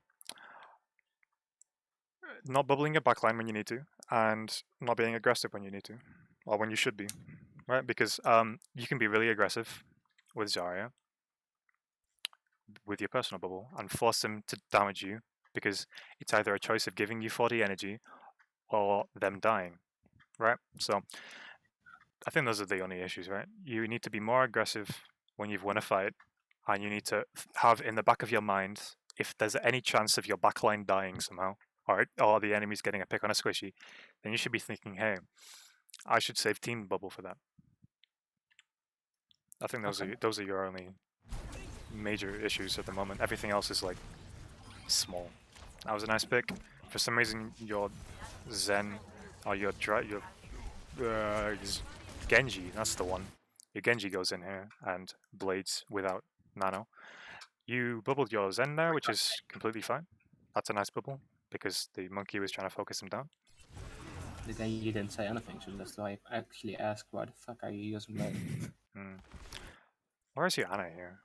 Oh, she's all the way back there. So yeah, if your Genji said that you wanted to go in and blade, then I would save team bubble for him, right? Because that makes him invincible for 200 points of damage, which is a lot of damage.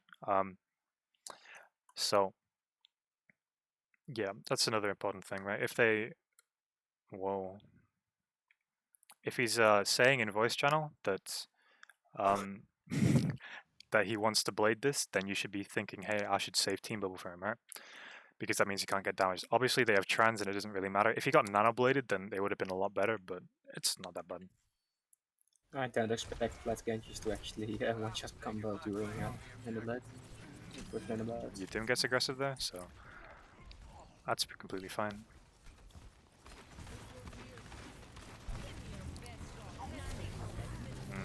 So that was a fine bubble, right?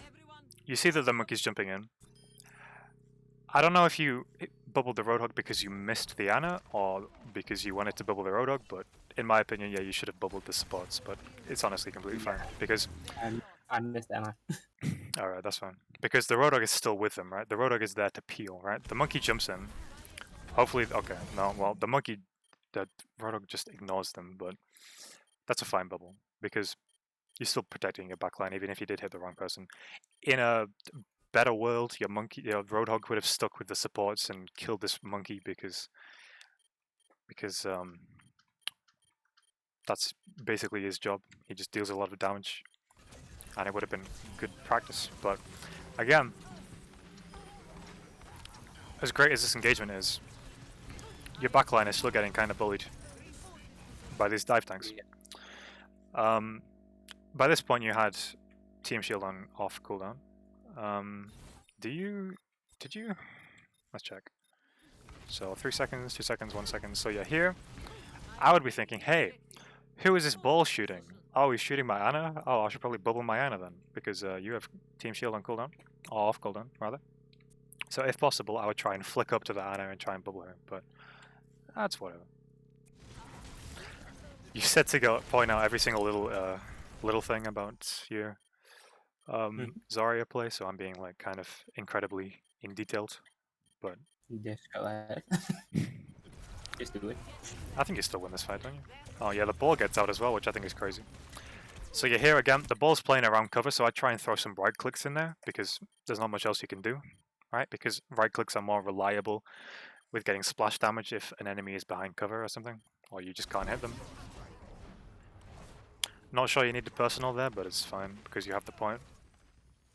Also there, I would try and bubble your Doomfist, right? In a higher SR game, you should hope that the Doomfist would say in voice channel, hey, I'm going in, or hey, Zarya, can you bubble me when I go in? Because here, right, are your healers back? No, they're not. What is that? What is this Ana doing? Okay, cool. So here, I would be trying. See, this is the thing, right? You have to prioritize lives here. Okay, I would be thinking, hey, this Doomfist is going up against 4 of the enemies, and I would try and bubble the Doomfist. But I completely understand that you would try and help a McCree who is half HP, who might be battling a ball soon. I saw the ball, so I thought let's take a look. That's fine. But the thing is, right?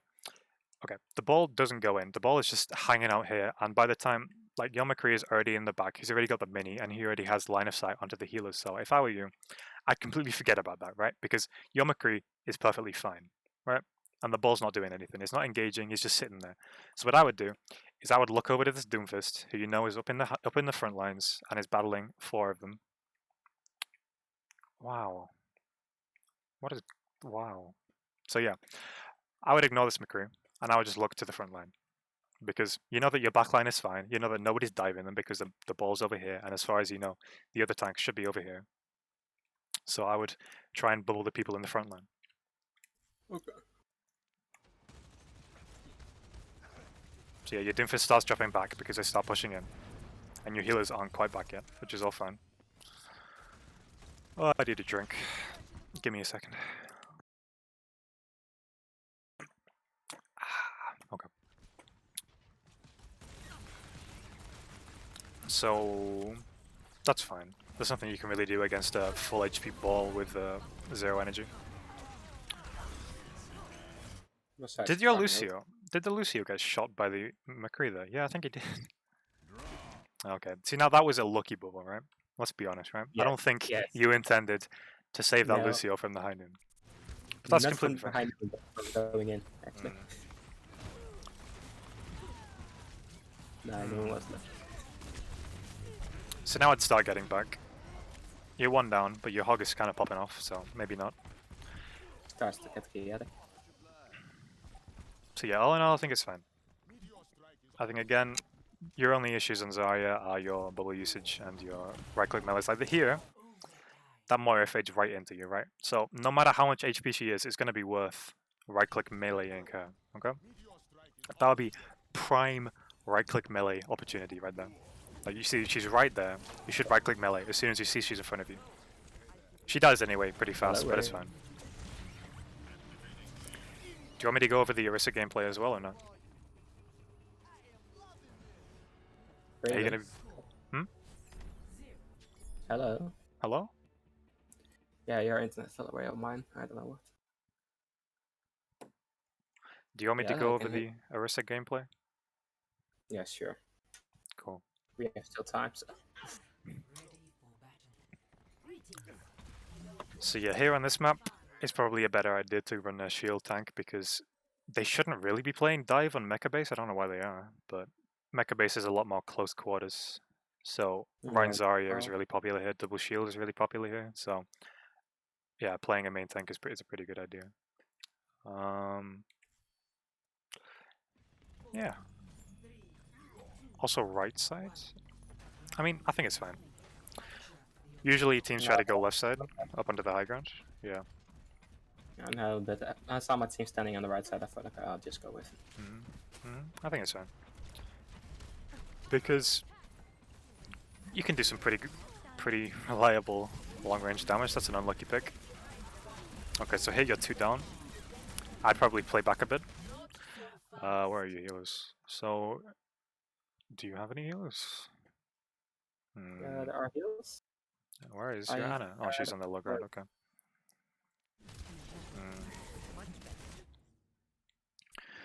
I think at this point it's just playing for time and playing for ult charge. There's not much you can do. You're already like 2 down, maybe 1 down.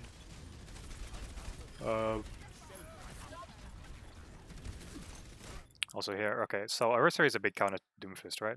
If you looked at the animated shorts, you could see that Orisa was basically made to counter Doomfist, right? So what I would be doing here is I'm seeing the Doomfist. Did you have? Yeah, okay. So I'd try and shift here. For some reason, somehow he goes through you, which I don't understand, because he's right there, and then he just goes through you. Who knows? Teammates, you know? But yeah, you can shift into a Doomfist and basically nullify what he's doing. But somehow you win this, which is pretty crazy, because you were 2 down right from the start. So yeah, here what you're doing is fine. If you were at risk, you were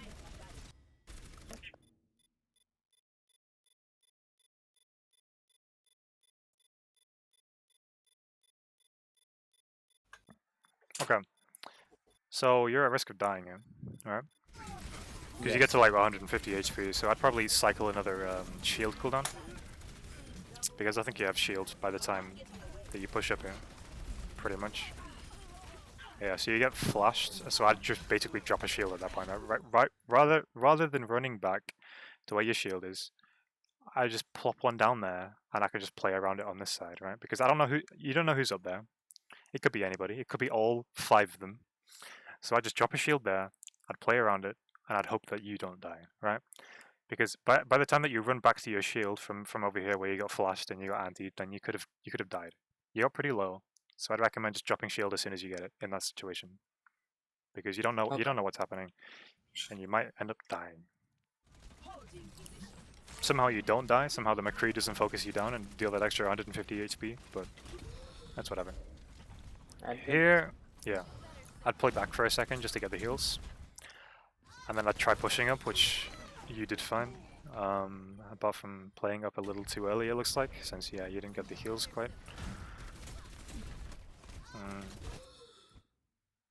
Yeah, that's not a big problem. I just try and play back for a bit longer until you're comfortable that you have healing and that you the rest of your team is doing everything fine.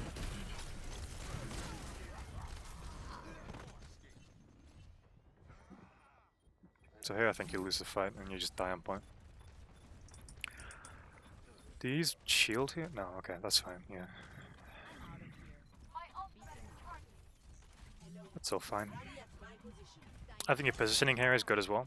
You don't want to give him the choke, you don't want to give him any extra space. You've already got like 3 or 4 people up on aggressive, so you don't want to play back behind the choke.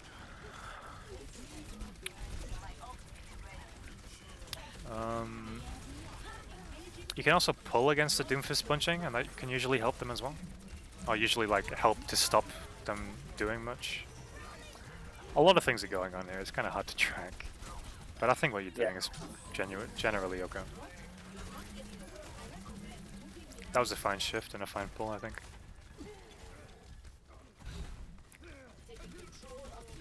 But yeah, I don't think going a point here is a good idea. Well, it doesn't really matter. You're gonna die anyway. The rest of your team is dead, so I don't think it matters how you die. As long as you just don't feed them up charge too much.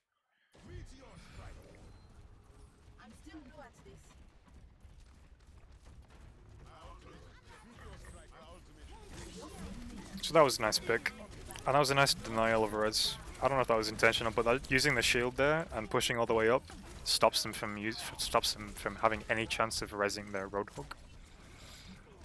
Also here, you kind of flank a little, which is probably a bad idea, because while you're doing this and the rest of your team is over here and they're getting shot from this LOS, but you're on your own. So as a main tank, you probably shouldn't be trying to flank that much. I mean, it worked out fine, I think, but if their team did any more damage, it would probably be a bad idea. That was a nice preemptive shift. I'm okay with that. That fight was pretty clean apart from the flank.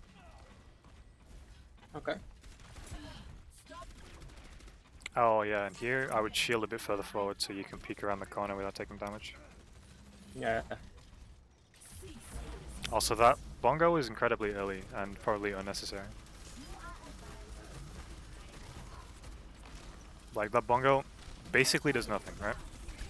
Because No. the enemies hear the bongo, or they're either not grouped up, or they just hear the bongo, and then they just go off to the side, so they go back, right?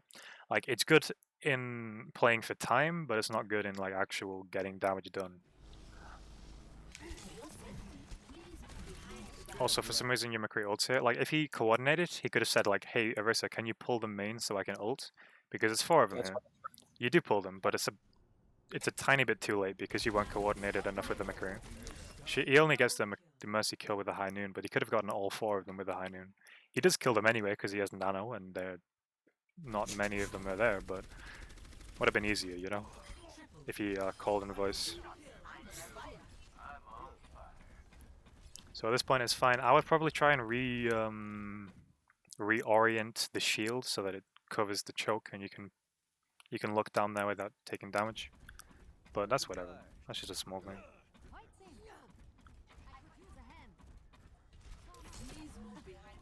So yeah, these shields, like, These shields are only okay if they're already here, I think, because obviously it protects you. It protects you if they're at the choke. But okay, I'll put them in the pen. Okay, so if they're already coming up here, then I'll try and shield. But if they're already at the choke, then that's a fine shield. What I would try and do is I'd try and shield here so that you can look down this sight line without having to worry about damage. You don't know that they're going right side yet, so I would try and shield here rather than here, so that you can look down and shoot them if anybody comes through. Again, that shield is only pretty useful if they're already going through the choke, which they're obviously not at this point. No. Okay. I told -20. Whoops. Wait, I think I broke something. Okay, back 20 seconds. There we go.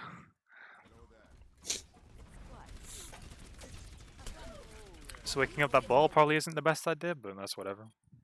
It's probably accidental. You could have tried to coordinate with your team, try and get the McCree to stun him and right click maybe, but I assume he just turned around and saw a ball and instinctively started shooting, which isn't that bad. Also here, I'd probably tell the team. I think you lose this fight. I'd try and tell the team that you go into point, because everybody's pretty split at the moment. I also wouldn't put shield. Well, yeah, okay, that shield is fine because he used high noon, but shielding into a minefield probably isn't the best idea. Could you look where the fucking McCree went? I was pulling him, but I thought he was up there still. Did he jump down? The McCree. The blue McCree? Yeah, I think so. Yeah. Looks like it.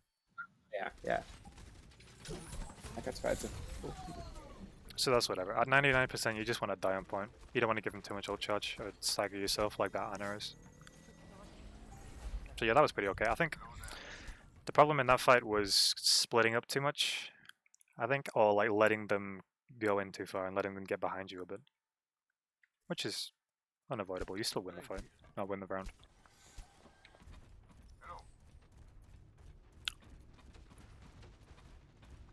So yeah, at this point I might try to go under because there's less than 10% to go, and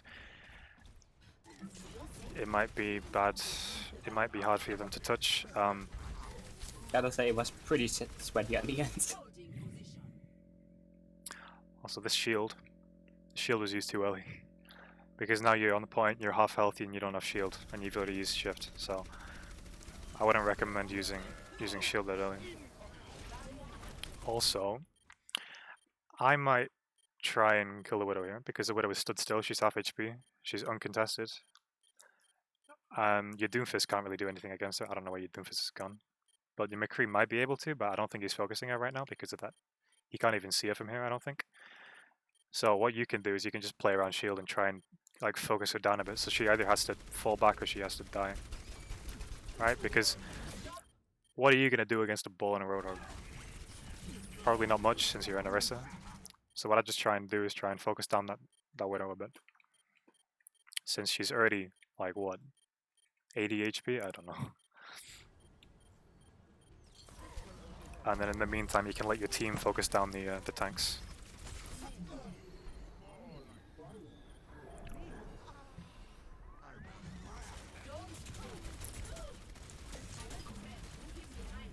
So yeah, you kill the Widow when she has to reach the point, but she basically has free reign up to there. That Bongo was fine, it's last fight. And then you win. So yeah, all in all, I think that's pretty fine. Main issues with Zarya is bubbling, when to bubble the backline.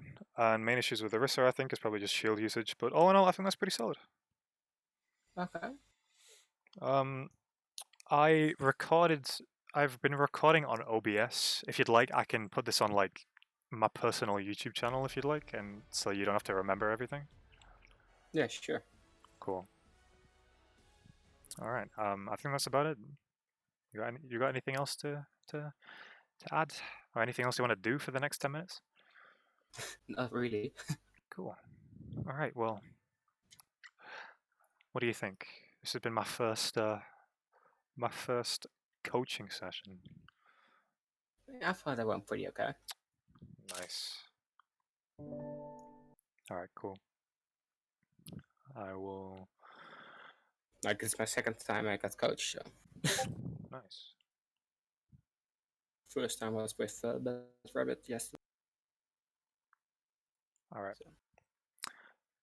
Cool. I will go now. Also, we need to do a second coaching session for just seeing how you've improved since the last one at some point. So keep that in mind. We could talk whenever. We can schedule that whenever. Probably in like a couple of weeks, maybe. Maybe try and run some comp where you've gotten a where you've tried to get the things that I've said into practice. But for now, yeah, I think that's pretty solid. Okay. Thanks.